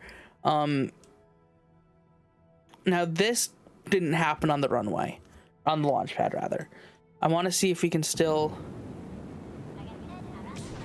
Okay, so the strut still brakes properly. There's still engine effects. See that? You can still see them going on down there. Okay. Okay. So interesting. I'm gonna remove the strut and test on the runway again. See if we still get that same push. If so, I think that's a problem with some. I'm gonna guess it's probably a floating point error in somewhere in figuring out the height of the vehicle versus the height of the clamps in the runway. Let's see. And then if this fixes both the other issues. Okay, yeah. Yes, that strut's still bugged. It's a different bug, but the strut is still bugged. The heading indicator's still weird to me. but it looked like that got fixed when we took off. Yeah, okay, it did. No, it didn't. Oh, the heading indicator is just weird there. But notice, look, same with the strut. No ground effects anymore. So here's what's going on. The strut is, it thinks the strut that's there is from the rocket. So I guarantee if we retry this with that strut again, and we can guarantee we can replicate the same problem, if I shut the engines off, it's going to stop that ground effect down there, because the strut is basically linking itself back to the runway. So the game thinks there's an engine being fired down on it like there was when that strut was in place. That's my theory. Let's see if we can replicate that. So engine firing, great. Shut off the engine. Okay, we got to stop there. Let's get to an altitude where we shouldn't be affecting it.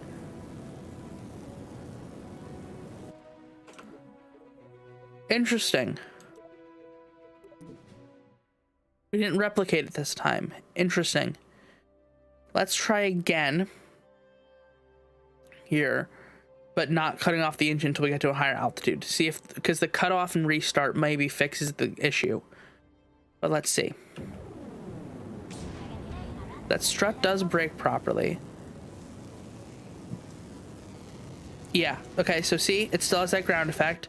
I shut off the engine, it shuts off the ground effect, and I restart it, it doesn't. So until I shut off the engine, it still thinks that the engines are firing on the runway. So it's still viewing that ground effect that we're seeing, that dust being kicked up, because they're almost entangled from the strut. Interesting. I don't know how the hell that happened or how the hell you fix that. But I'm like 99.9% sure that's the issue. I'm going to clip this and send this in a bug report to the devs, because that's, I'm pretty confident that's what that issue is. But it's really interesting. Let's see if we can replicate that on the launch pad now.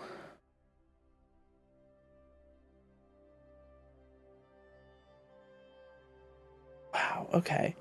Yeah, bug fixing is fun. It's like a little puzzle. Or I'm insane. One of the two. You know, you guys can take your unbuggy games. I'll take the buggy ones that I can replicate and fun with. So we're on Launchpad 1 earlier, just for sake of similarity. I want to test the same strut thing. Whoa, whoa, whoa.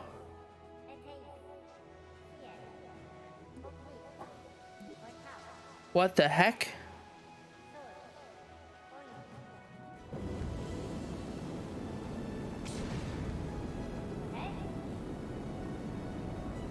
Okay, are we still gonna get the same ground problem? Because those two might... Yeah, okay. So it's still that same ground problem, but it presented itself in a very weird way 2 times now. One, floating up, detaching the strut from the one of the launch clamp, floating up like 3 feet. This case, floating to the side 3 feet. Again, still detaching it from there. I have a feeling that's an issue with the strut. I'm very confident in saying that there is an issue. Look at that.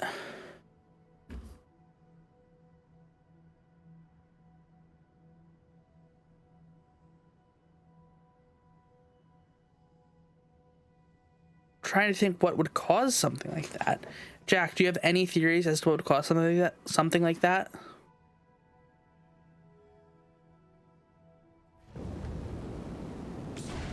Whoa.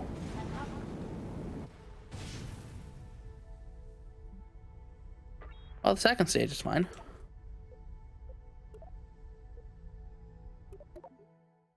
I want to try it on the runway again. See if we can get that same weird floating glitch just upwards on the runway. If so, that might be something regarding orientation in the VAB, where the different pads are orienting different ways, because one's for planes, so it's going up, and one's for rockets, so it makes sense. That doesn't make sense. I don't know. I'm definitely going to be sending this clip to the devs.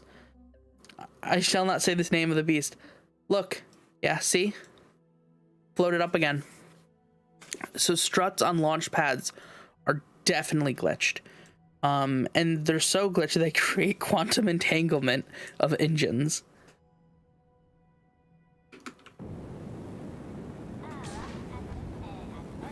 I mean, look. I am pointing the opposite way of the pad, and there's pad fire.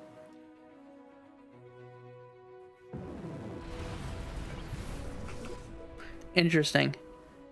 Interesting. That's not what the strut bug was before. So, at least not that I remember. So, I think that might be a new thing with something they added, which is interesting.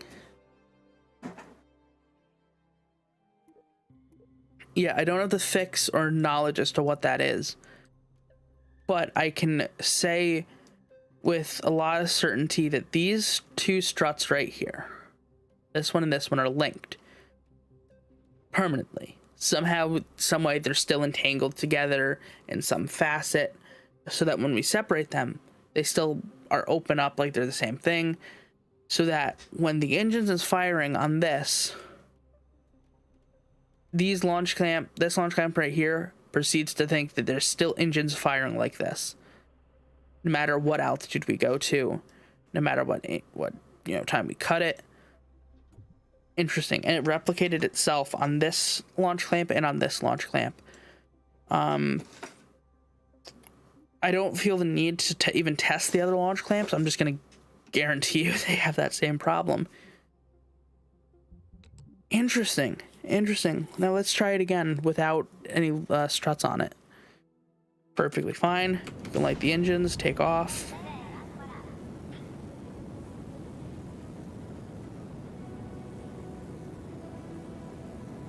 No. Look. I don't know if you can see on the stream, there's still ground effect going on. We're 900 meters in the air. That didn't stop to like 800 meters. So never mind. That might be an issue with the thud, actually. So the thud and the strut issue might be completely different. Oh boy. I'm not a game dev. I'm not going to begin to understand how game devs work. Either way, though, we can ride this thing to a polar orbit. There's no satellite on board, but we did fix up the second stage after having some control authority problems with it. On our first flight with this, we got two thud engines powering the first stage. We got a spark engine on the second stage, and we got two of the Vernier twitch engines, or four of the Vernier twitch engines on the second stage as well. Those provide us the majority of the control authority by the second stage. This thing, I think I need to actually test it, which is hard to do with no ore cans. Though they did fix the crossfeed bug, so I can now just use a fuel tank. If I had to guess, based on my Kerbal 1 knowledge, this thing can probably take like... Whoa. Just slowed down to like 10, now it's back up to like 20 to 40. Huh. I have a feeling this thing could take like 1.3 tons to Leo. So actually... in real life, this would be a very competitive launcher. It actually would carry more than the rocket we're about to see take off in about 25 minutes.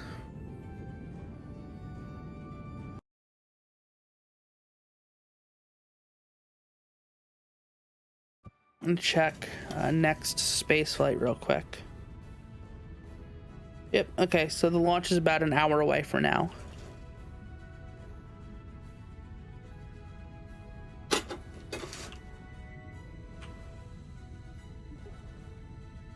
Kidding me, the keyboard problem again? Yeah, so the keyboard problem is presenting itself again.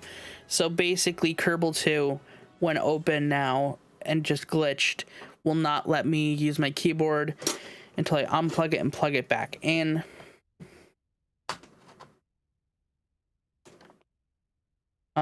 For clarity's sake, since I'll probably just send this clip to the devs as well, the keyboard is the Everest Mountain, or no, what's the name of it? I'll need to look up the exact name real quick here in a second, just for clarity's sake, in case it's like a weird problem on this keyboard side.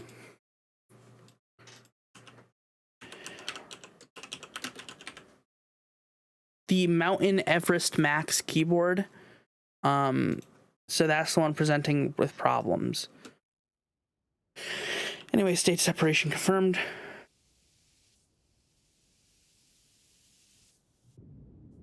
Okay, we can start those engines there. It's now going to keep taking us to orbit. Payload fairing separation.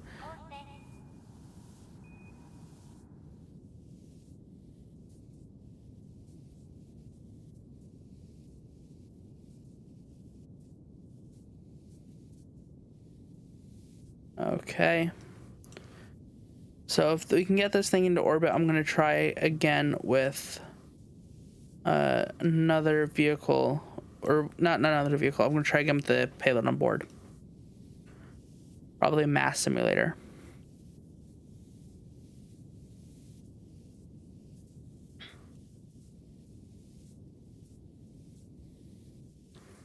There you go. Still maintaining its way into orbit. I really like the look of the second stage. It's crowded, but it looks realistic, I think. Okay, so there's a good parking orbit.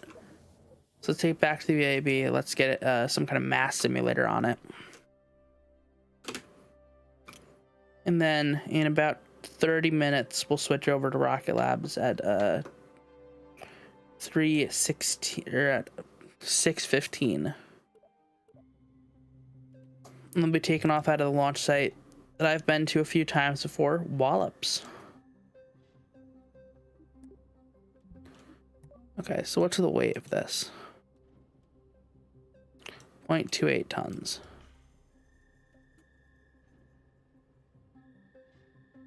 0.5 tons.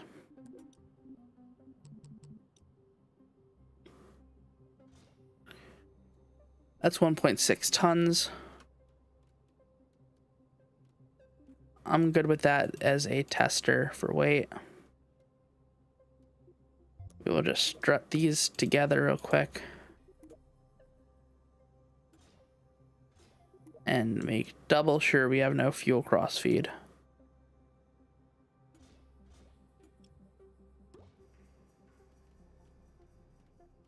There's the eye. Okay. Yeah, so fuel crossfeed is disabled. Do we have ejection force in the payload fairings? Okay, we do. So I can deploy them, like, real big. Okay.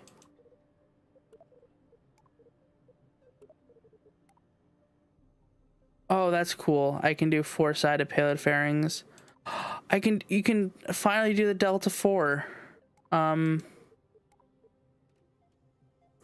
guess you could in the first game, but the 3-sided payload fairings. Yeah, now that I think about it, you could in the first game. I don't know why I said finally. Okay. Whoa, boy. Let's relaunch, because that was enough of an error that could kill its way into preventing an orbital insertion.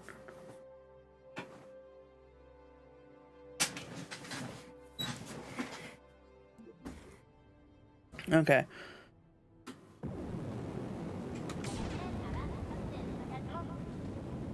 So what's nice is this thing is very... Ooh. Ooh. Look, I don't like the look of our Delta V numbers that we have for the stages. Yeah. Although we're in low altitude and they're vacuum parts, so let's wait and see.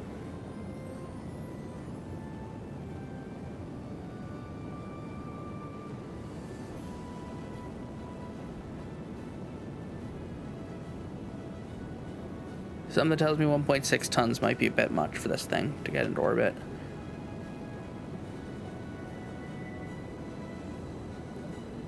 And you actually change that in the VAB. The staging there is not right. You want to deploy the fairing before you deploy the payload. Unless you want to be that one PSLV mission.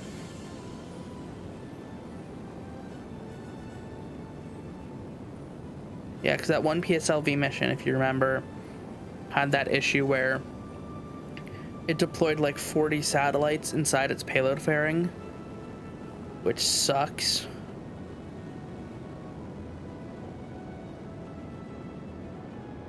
Okay. I'm not flying this as optimal as I could be. Okay, so something happens at 21 kilometers. Again, like I was saying before, in the other version. Other than this time, it immediately kills your frame rate for a second or two. I don't know why, but something happens there.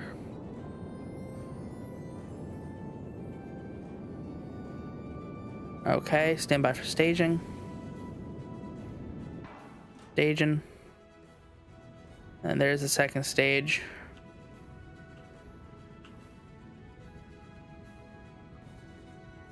It's Kerbal, so I'll fly unrealistic to real life here, just to maximize any ability I have to get into an orbit.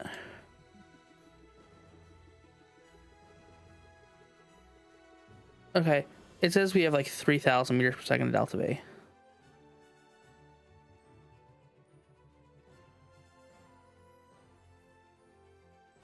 What?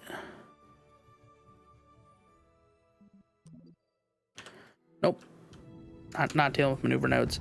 Okay, so ejection force does fix the fairings. They do try to deploy correctly, which is good. We do not want to be draining fuel from these. Sadly, I cannot see that we're draining fuel from these, but we're draining fuel at a good rate. And an even rate, rather. Keyboard problem, again.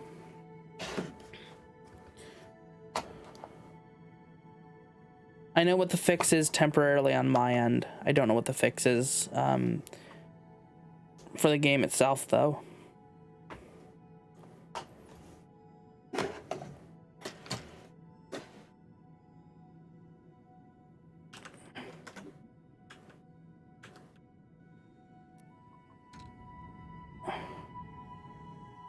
Okay, so we're gonna go to a 520 by 529, 529 by 529 orbit, which is easy enough to do. So this has the ability to take 1.7 tons to low Earth orbit, or low Kerbal orbit, which is good, not bad. This could also probably take a really small satellite with its own ion engine out to the Mun. And RCS on for orientation. Yeah, look at that. It's a very capable little second stage. Has 2 solar panels in the front, and its own command core right there, so that it is able to just go on and do its own thing after deployment if it needs to for some reason.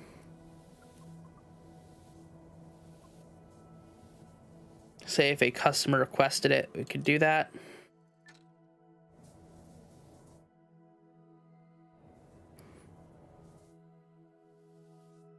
Taking the Electron route, just instead of it being on a kick stage, you could have the whole second stage be your own satellite. Which I'm honestly surprised no one's tried before, just having instruments on a second stage and putting that into orbit.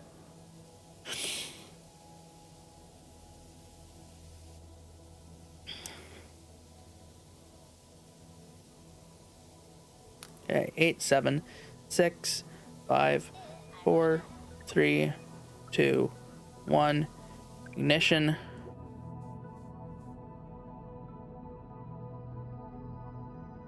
The Crucian shot down my American Dragon Lady over communist territory. I'm sorry. It happens. In the Cold War. Okay, well, there you go. I could have done better than that if I throttled it down, but I didn't. And then satellite separation. Look at that. And then we can do our own little maneuvers. We can slew out of the way if we want to. Look at that. It's a very capable little launch vehicle. I'm happy with it. I need to come up with a name for it. You can do Apex Mini, because Apex is was my workhorse in Kerbal 1 that I always had. It was with the 1.875 meter parts for making history, but you don't have in this game yet. So we'll call this the Mini. That vehicle was just typically able to take about 4 to 8 tons to low Earth orbit.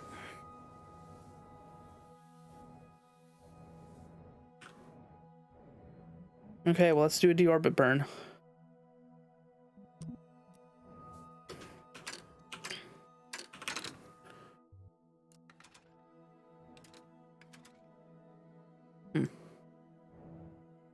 And of course, you're in a monoprop, so we'll have to gimbal our engines to orient us, because why not? I love the plumes of this game. This game's beautiful.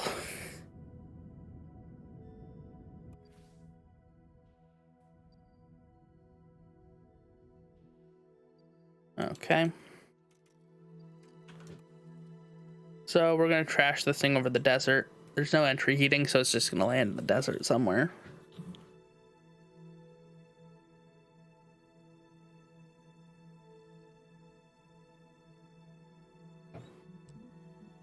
We can unlock it and just let it tumble on its own since it's entering.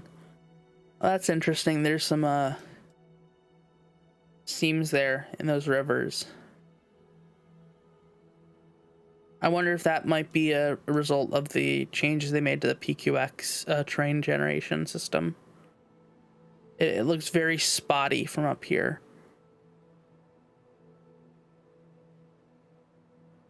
You know, with every bug you squash, you're gonna create a new one. That's how game development works. I love how after a mission and a bit of flying, I could be wrong, but I think the paint wears over time. I'll take one, a fresh one out to the launch pad and see, but like there are like scuffs on the metal and there's like scratches in the paint. And I feel like those happen when you fire an engine, which is really cool if I'm right. Could very much be wrong.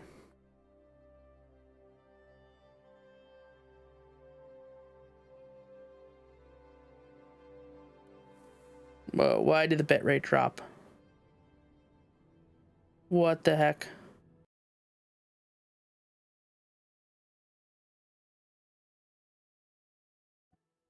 I mean, it looks fine from what I'm seeing, but OBS is freaking out about it. Okay, no. Looks like the paint is always like that, and it's not a when it's fired thing. Oh well. Still pretty realistic, I feel like, for what a rocket paint would look like. It's probably not actually that nice up close.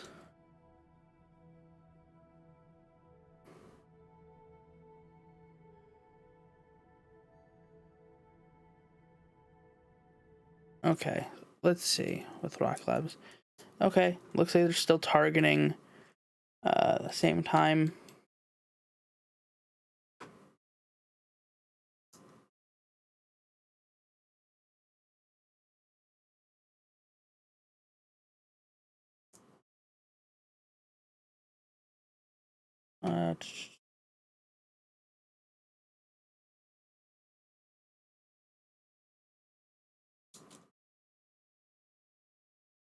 Okay.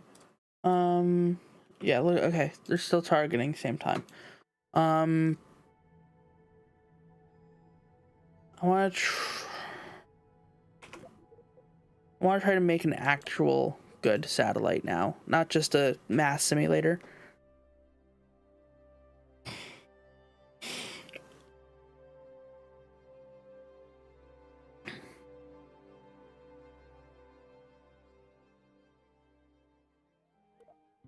Okay, now my kilobytes per second is back and good again. I don't know why it randomly just died on me. All of a sudden it was showing like 900 kilobit per second up bit rate, which is not good.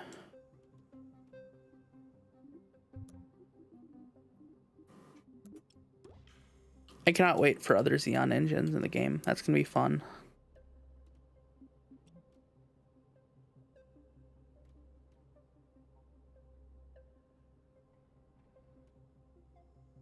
I think because I do a lot of stuff like this, where I do like a lot of building satellite launchers, I work with Xeon engines a lot for satellites. That's a very nice feature to have multiple different sizes and scales.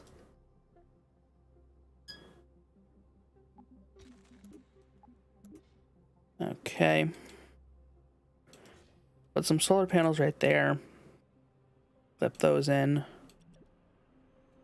Does anyone actually leave the base part of those solar panels exposed? Because, I mean, I don't remember seeing other people do this, but I know I always have to clip them in, so it's just that kind of circle part there that's out and exposed. Not that whole big blocky base behind it. Okay, we'll have a battery. We'll also clip that in.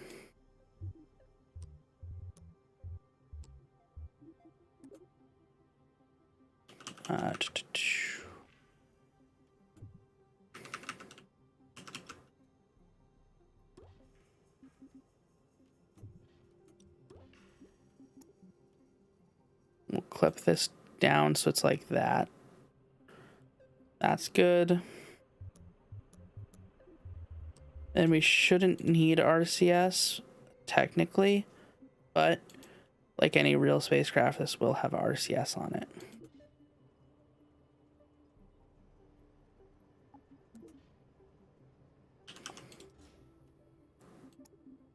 And then we'll have to part clip in a monoprop tank somewhere.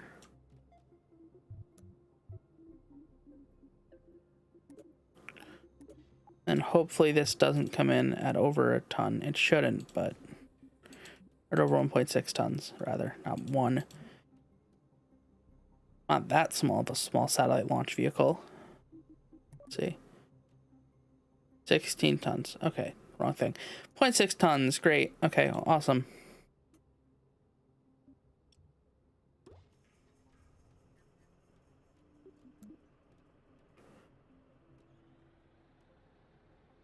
Can I still do it? Bye-bye, payload fairing. Bye. Okay. Clip this down a little bit so it's like that.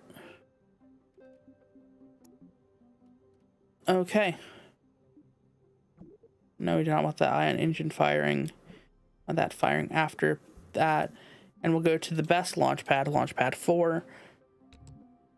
4,300 meters per second delta V with this. Should be enough to make orbit.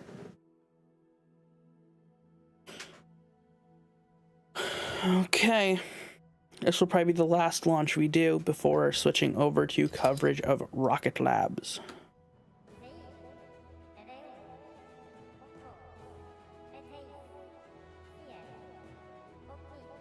I want a camera view from like right here. I know it's probably bad for the camera, but oh, so cool. The sound design in this game is legitimately amazing.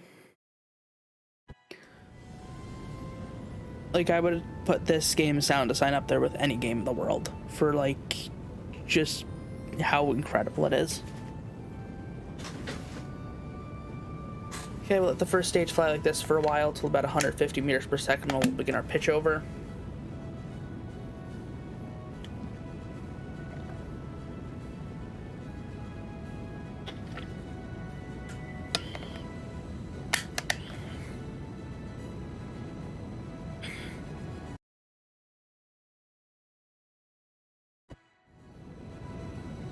Okay.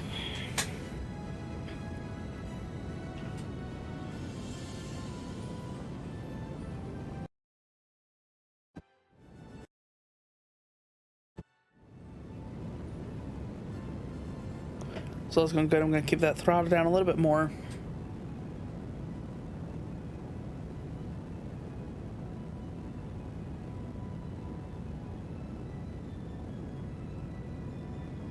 Okay, so yeah, after this we're going to switch over to covering Rocket Labs, as they're going to be going live in a bit.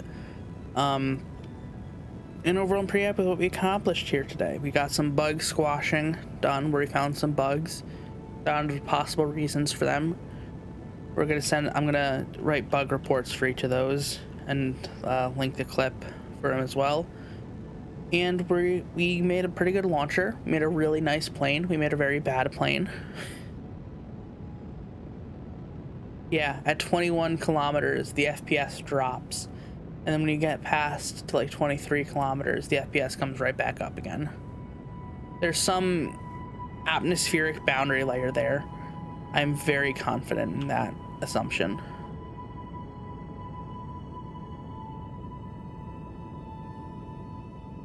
This is a sharp gravity turn. I literally was not doing that as good as I should have.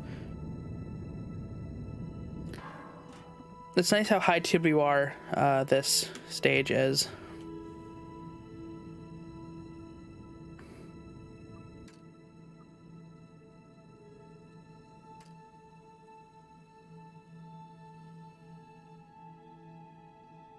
So we're gonna just keep kind of burning prograde here.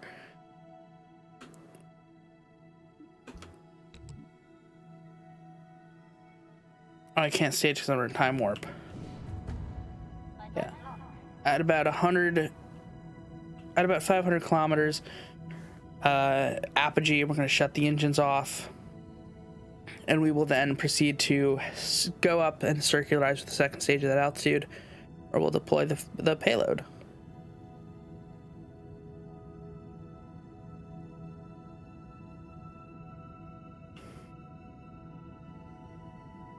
And like I said, just kind of keeping that in the perigee, or in the prograde vector, actually.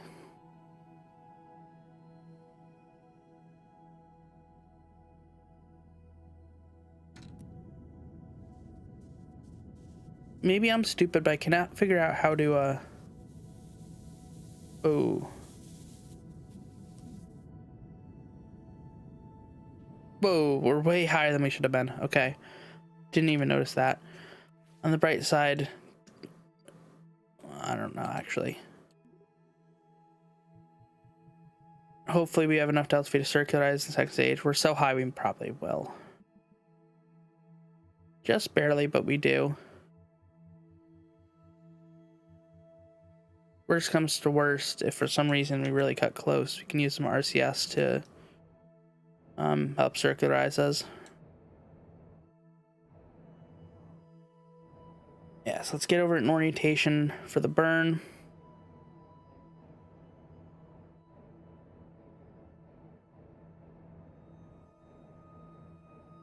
I didn't notice those engine plate problems, by the way, since we added those struts right there. You can see heading to the rest of the tank. Previously, the engine plate was wiggling a bit around the node. Not when it wasn't burning. Once it started burning, it did some wiggling.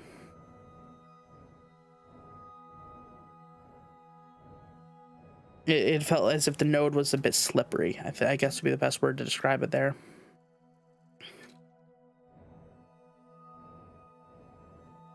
But yeah, again, I'm going to do this, and I request you to as well with any bugs you find. I'm just going to take some time, write a bunch of bug reports for the game, because if we don't, well, then they're never going to be able to get fixed. It's that simple. You encounter a bug, write a report on it. Doesn't need to be super lengthy or anything. Just send over, what you were doing when it happened and what was going on. And then if you want, you can send in like an Imgur link to the picture of what's happening, or a GIF of what was happening, or a clip or something.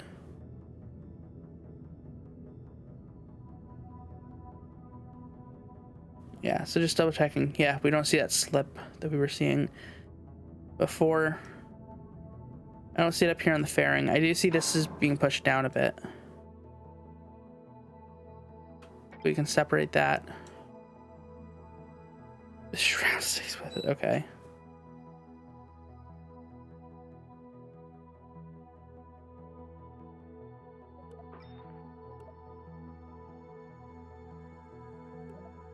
Okay, we can extend those panels.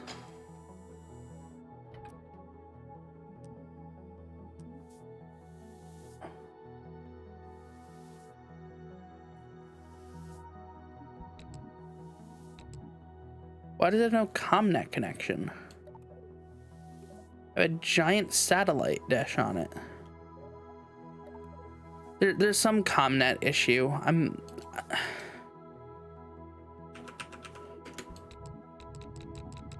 Yeah, there's some type of ComNet issue with these probe cores. I don't fully understand it. It might not even be an issue. It might just be I'm too dumb to understand it. But yeah, there we go with that. Rocket Labs will be coming up in a few minutes. I'm going to take a quick break. We're going to look at the Rocket Lab screen here. Or I'm going to be right back screen. I'm going to take a quick break, go use the bathroom. I'll be back in a minute.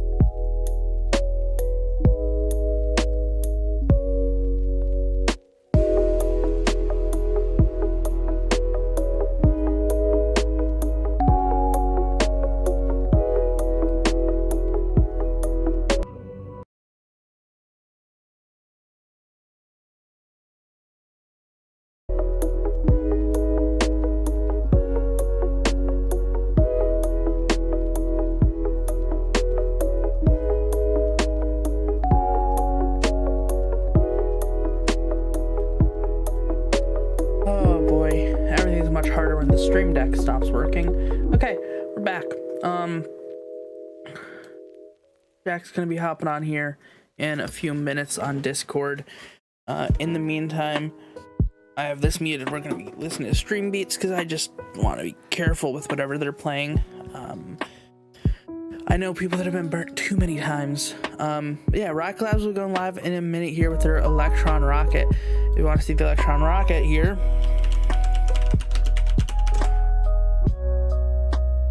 there you go. That's what we'll be seeing launch today. Today it will be launching out of Wallops, Virginia. Nice launch site.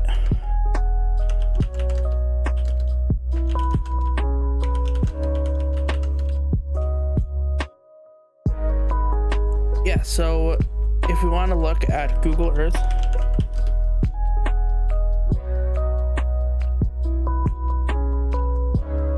just pull it up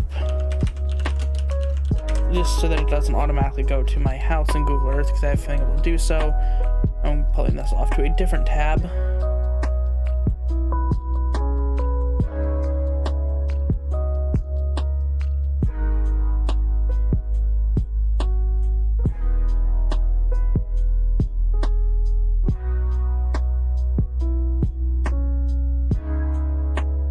Wow, Google Earth is not loading. Fun. Fun, fun, fun.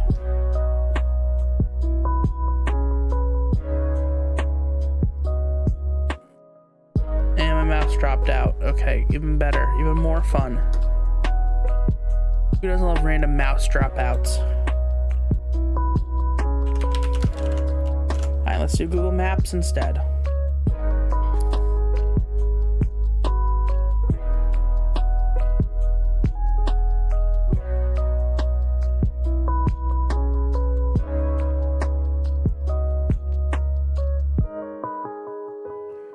Oh, looks like I can call him now on Discord.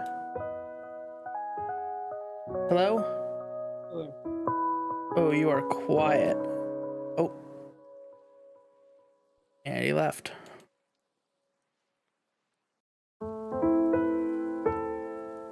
Okay. So, if we want to see where Wallops is, you're gonna need to go. Come in my eye. Can you hear me? Yeah, you're just quiet. Hello? Yes. Okay, you are just quiet. You want me to... Yeah, if you can, I don't know, get the microphone closer to your face. Okay, on right, top that's of it. okay. But yeah, right here, if you're looking at map US, you're gonna want to go down to Delaware. A little bit past Delaware, you're gonna see a place called Chattanooga, or Chinachoti. I never know how to pronounce that. Right south of Assateague Island in Maryland. Beautiful place. Highly recommend driving your car on the beach, or you're able to drive it. No, Yes. absolutely not. Why? Never Why not? again. Because sometimes when it hasn't rained in a long time and the sand isn't compressed, it doesn't like tires. I want to see if I can find the onboarding place where you actually get onto it. Where we were. Oh, Alright, can they hear me? yes. Welcome, one and all. This is the Stronger Together mission hosted by Rocket Labs. It's going to be taking place on Launch Complex 2, Wallops Island, Virginia, United States. Today, the launch will be targeting a destination of a 600 by 600 kilometer orbit with a 44-degree inclination. Today's customer is Capella Space. They have 2 satellites in a dedicated mission. Now, just for some quick information on Capella Space. They manufacture Earth observation satellites specializing in commercial SAR satellites. These are able to penetrate all weather conditions to capture surface imagery of Earth 24/7 day and night, providing accurate data about what is happening anywhere on the planet at any time. This launch will increase the capability of the current SAR satellite constellation by 2 satellites. The satellites will be released in their designated orbit by the Rocket Lab's in-house developed motorized light-band satellite deployment system. Recovery of either stage will not be attempted during this mission. Either stage. I mean, I guess fair enough. Yeah. So STAR, synthetic aperture radar. Let's see if I can get a little thing on how it works, because I honestly do not know enough about it.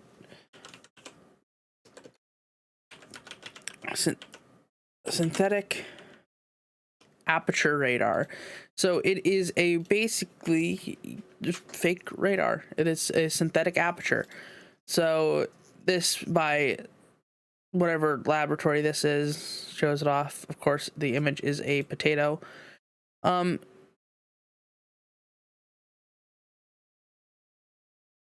don't know what that means. Oh god, I don't know, like things demonstrating how it works. What is synthetic aperture radar by NASA Earth Science?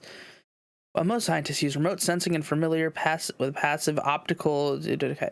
So synthetic resolution. May I? Okay, sure.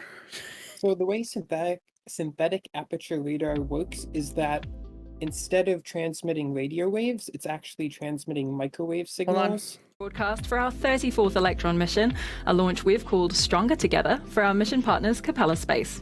We're bringing you a live view of Electron on the pad as we prepare for our second launch ever from our dedicated launch pad in Virginia at Launch Complex 2 on Wallops Island.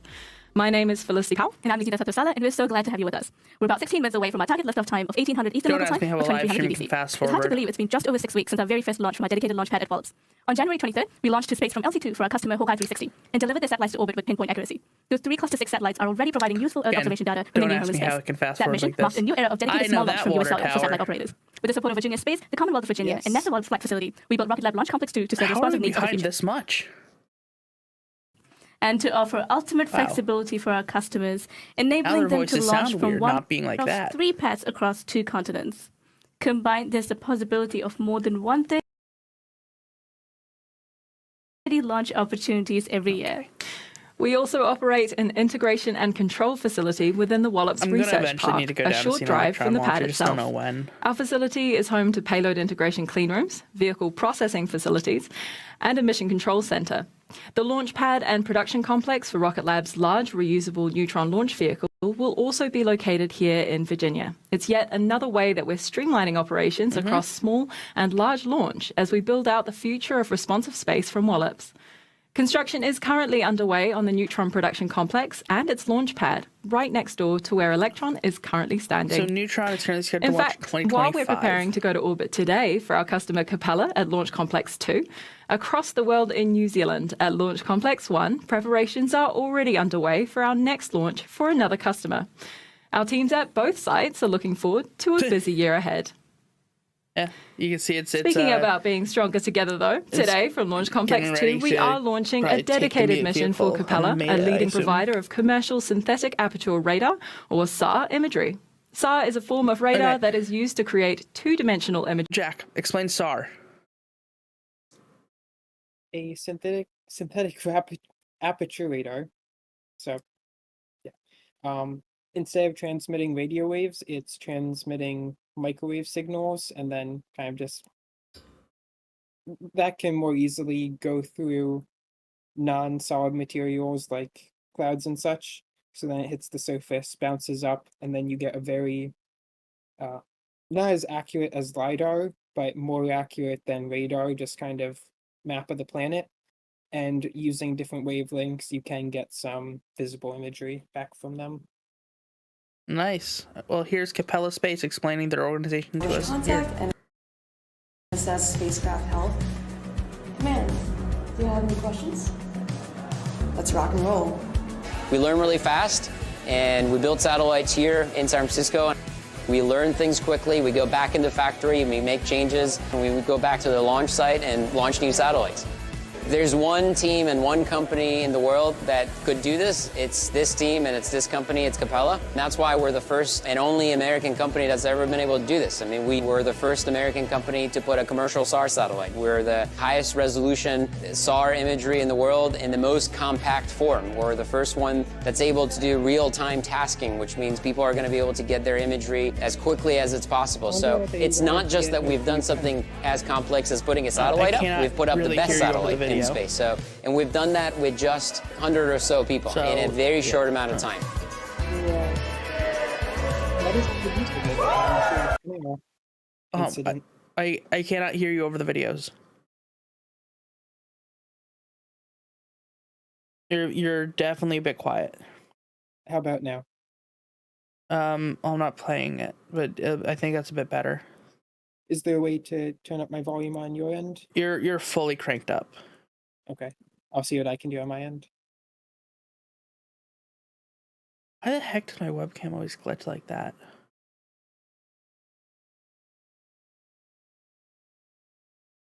That's strange.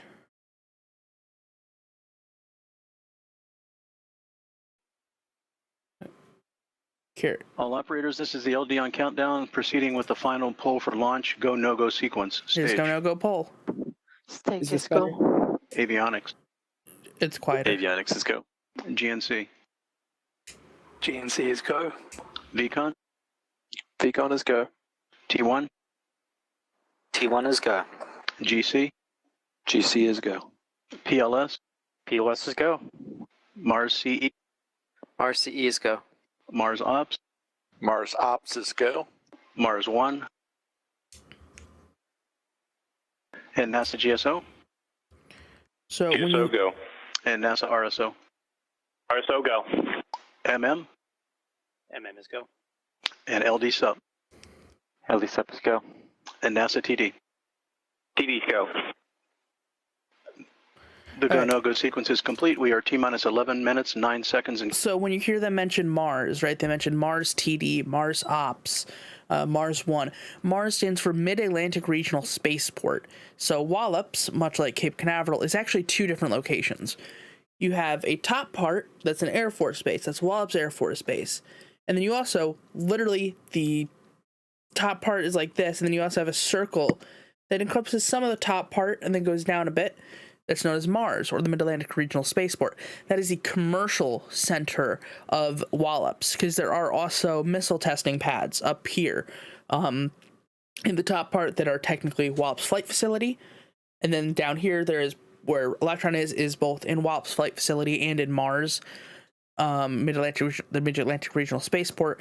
And then you down here would have the Minotaur pad, which is fully Mid-Atlantic Regional Spaceport and is not controlled by Wallops Flight Facility. Keita has been involved in for over a year now. That's right. As a space ambassador, I've received training and resources to travel to different regions, visiting schools and community organizations to share what I love about space, STEM, and my job right here at Rocket Lab. The program helps me get involved with my community and support young people in their journey to become the future of our industry. We visited with over 19,000 young people in schools across New Zealand, the United States, and Canada since the program was launched in 2021. Thanks, Lakita. That's awesome. That is a really cool Rocket job Lab to is have. very lucky to have our space ambassadors nurturing the next generation of space with their enthusiasm for STEM. Thanks to them, we've added more programs to support educators and Jack, have you been able communities to get in your many audio different figured out? ways, such as our Space Educators program, the patch of My which you can volume see now. here, which supports teachers can't and hear you over the education video. leaders to deliver engaging space learning experiences. This One of my personal favorite programs is, of course, testing. an after-school program where I think young it's only better Rocketeers because I turned the learn how video to volume design, down, which I'll build do and so that we can launch hear you their better. own model What rockets if you with the turn the support of our video very volume own down rocket and engineers. your main We do volume have up? programs for kids Hold aged on. 8 to 18 and I have an beyond, idea. and these are all offered through our network of over 500 Because I've got mine space cranked to ambassador 200%, schools. It's free to register and I'm your practically school, eating the college, mic. or community group on the network I would so turn that you up. can access Rocket Okay. Lab's education programs. Well, you're up as for well. me. I don't know if you're Go up for to them. rocketlabusa.com/education Hello? to find out more about Rocket Yes. Lab's global education Hey, programs that should be and better. see how you can get inspired, informed, think. and involved with what we do. Yeah, that should be better for you. Okay, we're about 8 minutes, 30 seconds out. If it wasn't cloudy up here, I would go outside to look, but alas, it's cloudy, so we will not be able to see this. But it does look like a beautiful day down there. Wallops has some pretty nice tracking cameras down there. So hopefully we'll be able to see some pretty nice tracking of the vehicle. Yeah, what's interesting is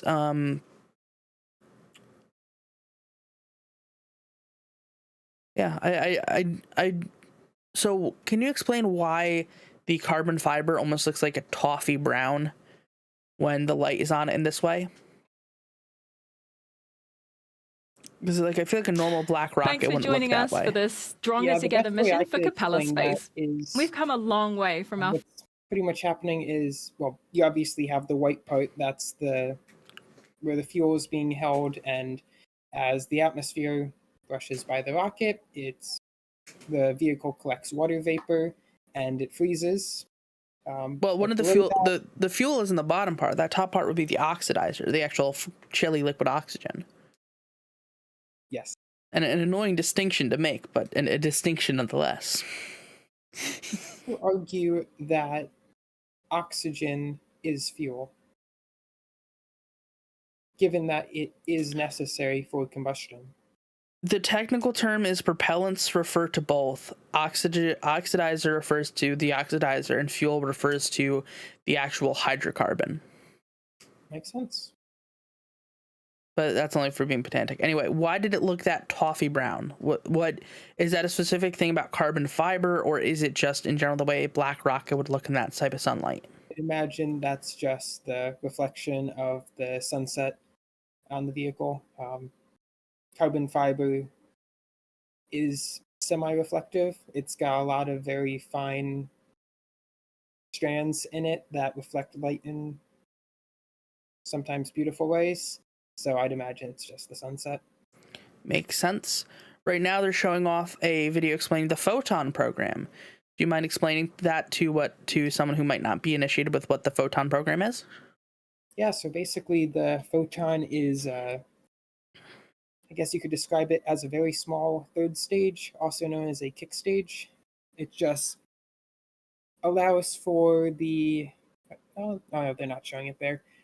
It allows for the customer to implement instruments directly onto in-house built system by Rocket Labs. It allows for very precise orbital maneuvering. It has a very small engine. Do you remember what type of engine it has? It's a pressure-fed Curie engine, and then the lunar photon has a electric-fed hypercurie engine, named after Marie Curie, the woman who discovered, I believe, radium. I think it was. Yeah, so very low thrust, but the ability to achieve incredibly high precision, especially in these decade orbits. So to put the low thrust into perspective, I think we can look at the Lunar Capstone mission, where they sent a small cube satellite, no bigger than like a shoebox, out to the moon. Now the satellite ended up having its own problems, but Rocket Lab's part worked fantastic. And what they had to do is normally, right, you do your translunar injection where you're normally circling a body, and then you do one big burn that sends you out to the moon. What they had to do is circle, boost, boost, boost, boost, boost, and then one final boost. They boosted 6 times at the lowest point of their orbit because they just would not have the ability. The burn would be so long, from what I understand, that it would literally be longer than the orbital period to get it into the moon if they were to do one burn. To put in perspective how... Yes. Here's a question for some people that might not be too familiar with orbital mechanics. Why do they only burn at the perigee or lowest point in the orbit? Why not just continue to burn straight? Think of an orbit as a dance between potential energy and kinetic energy, right? As you think about if you've taken a basic physics class, you know that this little fidget cube I'm holding it here closer to the ground, it has lower potential energy and higher kinetic energy. If I'm holding it here, it has much higher potential energy and lower kinetic energy. So in an orbit, it's the same principle. The further you are away from a body, the higher your potential energy is, but the lower your kinetic is.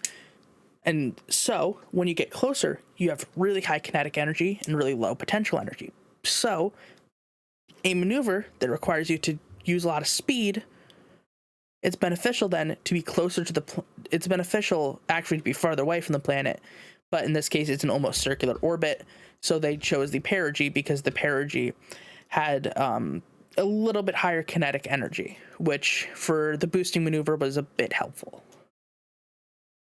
Typically you wouldn't do that, and you just want to...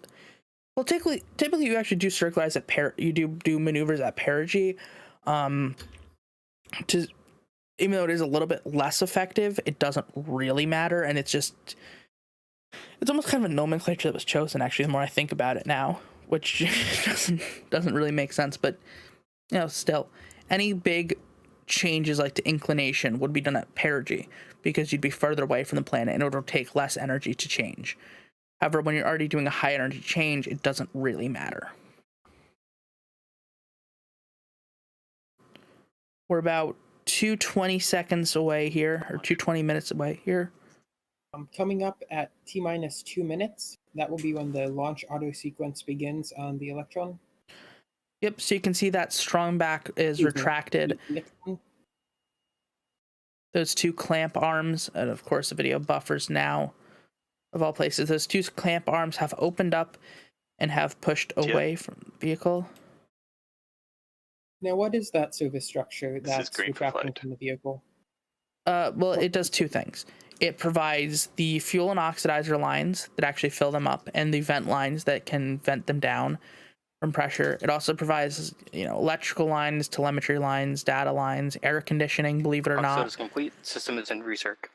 And it also helps keep it strong, because believe it or not, most rockets, if they're not pressurized, are just going to crumble.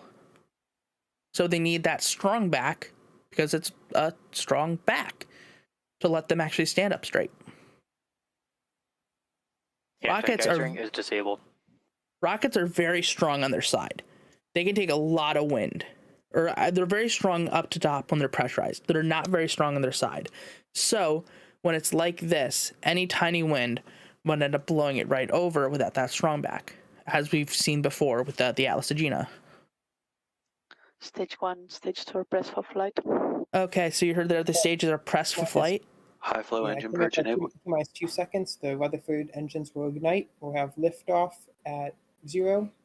And by just 1 minute, the vehicle is going to be supersonic, followed shortly by max Q at 1 minute and 11 seconds. And then at 2 minutes and 25 seconds, we'll have MECO and stage separation. Headphone users beware. Headphone users beware. It will be loud. Electron has microphones 20 seconds and counting. Very close to the launch pad. It'll be very loud. We're going to shut up here for about the next 30-ish seconds. Daily Jack 10, 9, liftoff call. 8, 7, No. 6, 5, 4, 3, There's 2, that water. 1. We have liftoff. We have liftoff. Strongest drive to the Electron and Whoa, look at that camera. Stage 1 reports shown is nominal. Beginning pitch over. By the way, the video problems are on their end, not my end. I'm uploading at 5,000 kilobits per second right now. Their stream is very laggy today. I do not know why. And we're flying. Our 34th Electron vehicle is in the air and on the way to orbit after lifting off from Launch Complex 2. You can see the exhaust from those 9 Rutherford engines glowing bright as they propel the vehicle with Capella's satellites to space. I want to clarify something, because this was a big conundrum on last time. What he just said is engine burnout detect mode. Now, Peter Beck has clarified that burnout detect mode basically means we're at a point where we can lose one. The computer is now looking for if they lose an engine, because it now has the ability to get to orbit with one engine missing. You hear that pretty early on in this flight. On the first stage and the second stage, you will eventually hear about 30 to 40 seconds before shutdown, burnout detect, because they're saying at this point the kick stage could actually circularize us. Anyway, you can see that condensation trail now behind the vehicle. You can also see the old NASA ferry docks from here.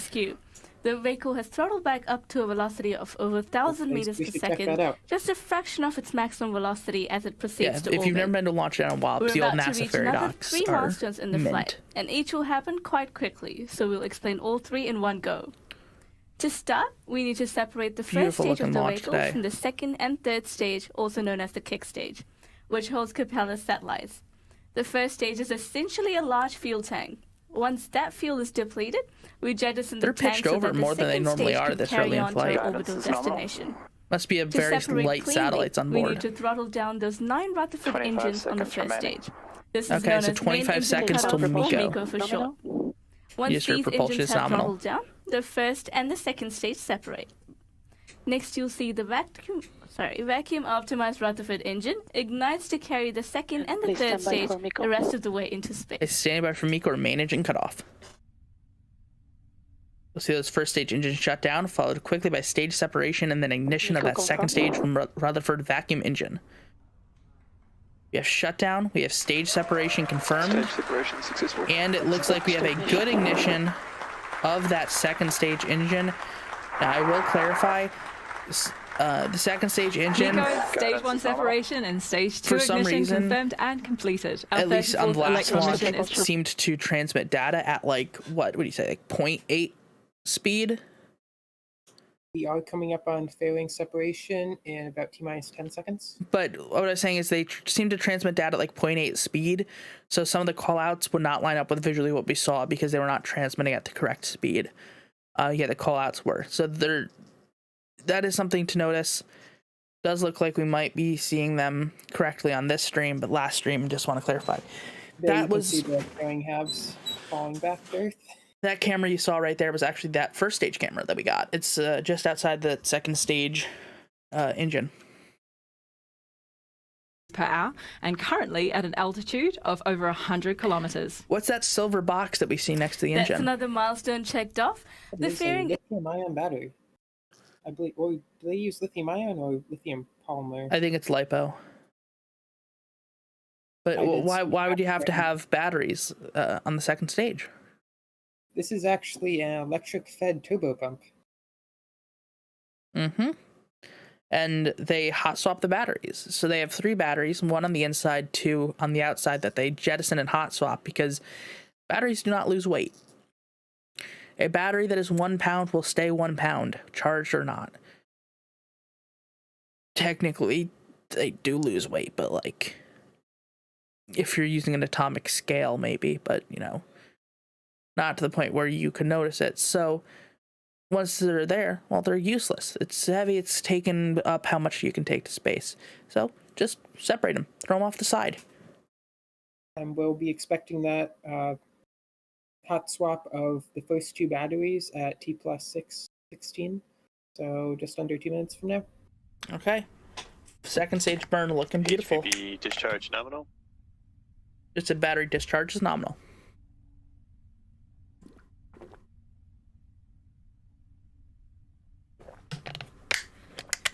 T+5 minutes, and it's time for the next set of checkpoints in flight as we progress towards mission success. Next up is a milestone. So the reason that nozzle looks all bright and red is because it is. It's hot. Just like most hot iron or hot metal things, although I believe that's neodymium. Yes, is the native nozzle? No. But you do sometimes see what look like sparks flying out of it, which leads people to think it's ablative. In reality, Peter Beck talked to Everyday Astronaut about this, where because of the combustion ratio, right? So the ratio between the fuel and oxidizers we talked about earlier, that RP1, which is a basically refined jet fuel, and their liquid oxygen, they can sometimes get little stalactites of solid pieces of carbon that build up on the side of the nozzle, and sometimes those get thrown out violently every couple seconds. You'll see that. So you'll see little sparks and little spit ups coming out of the engine. But the engine is actually not ablative. Swap in T-10 seconds.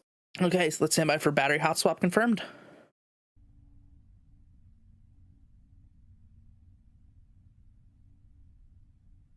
Hot swap successful. There's battery hot swap. Looks like they fixed up Stage 2 propulsion holds nominal.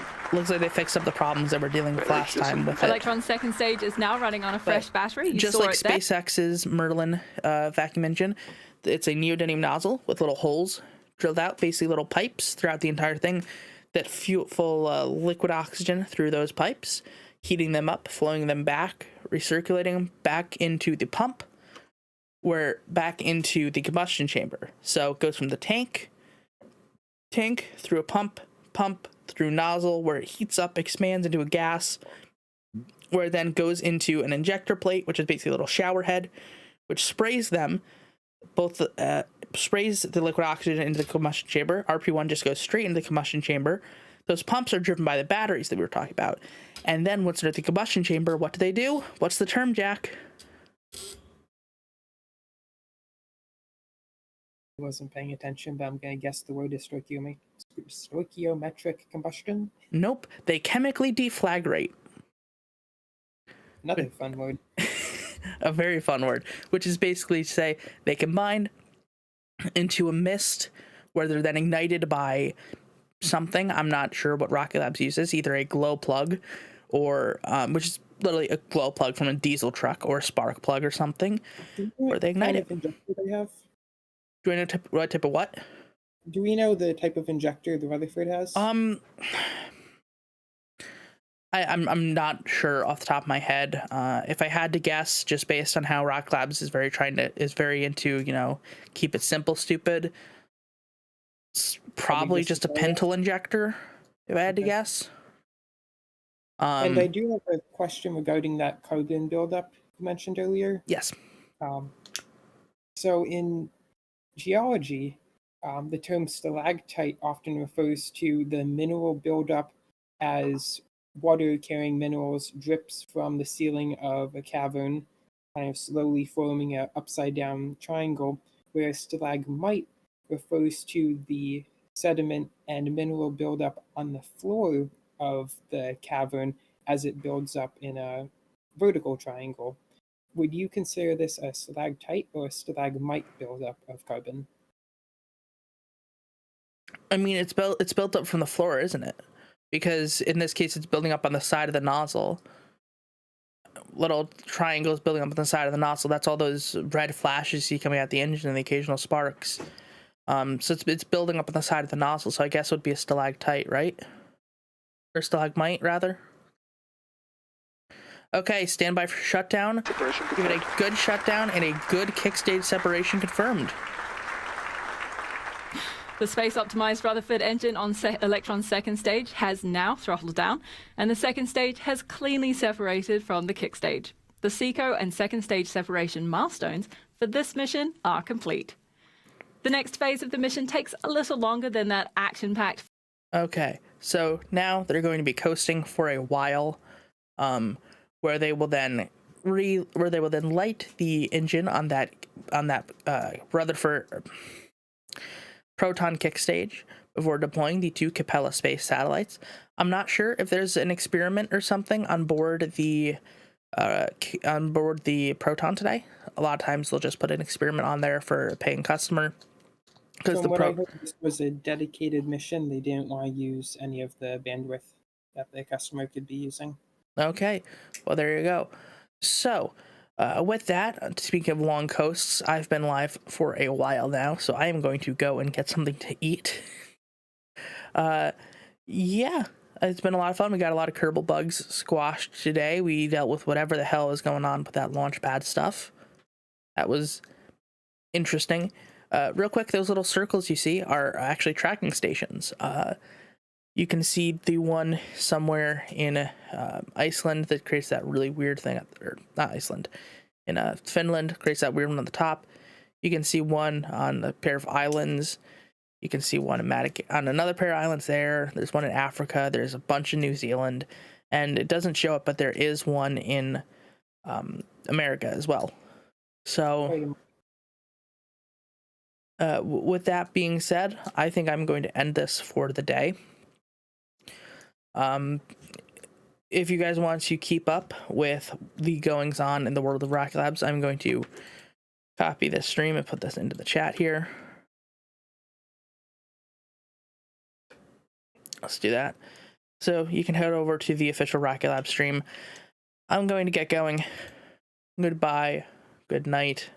I will see you all later.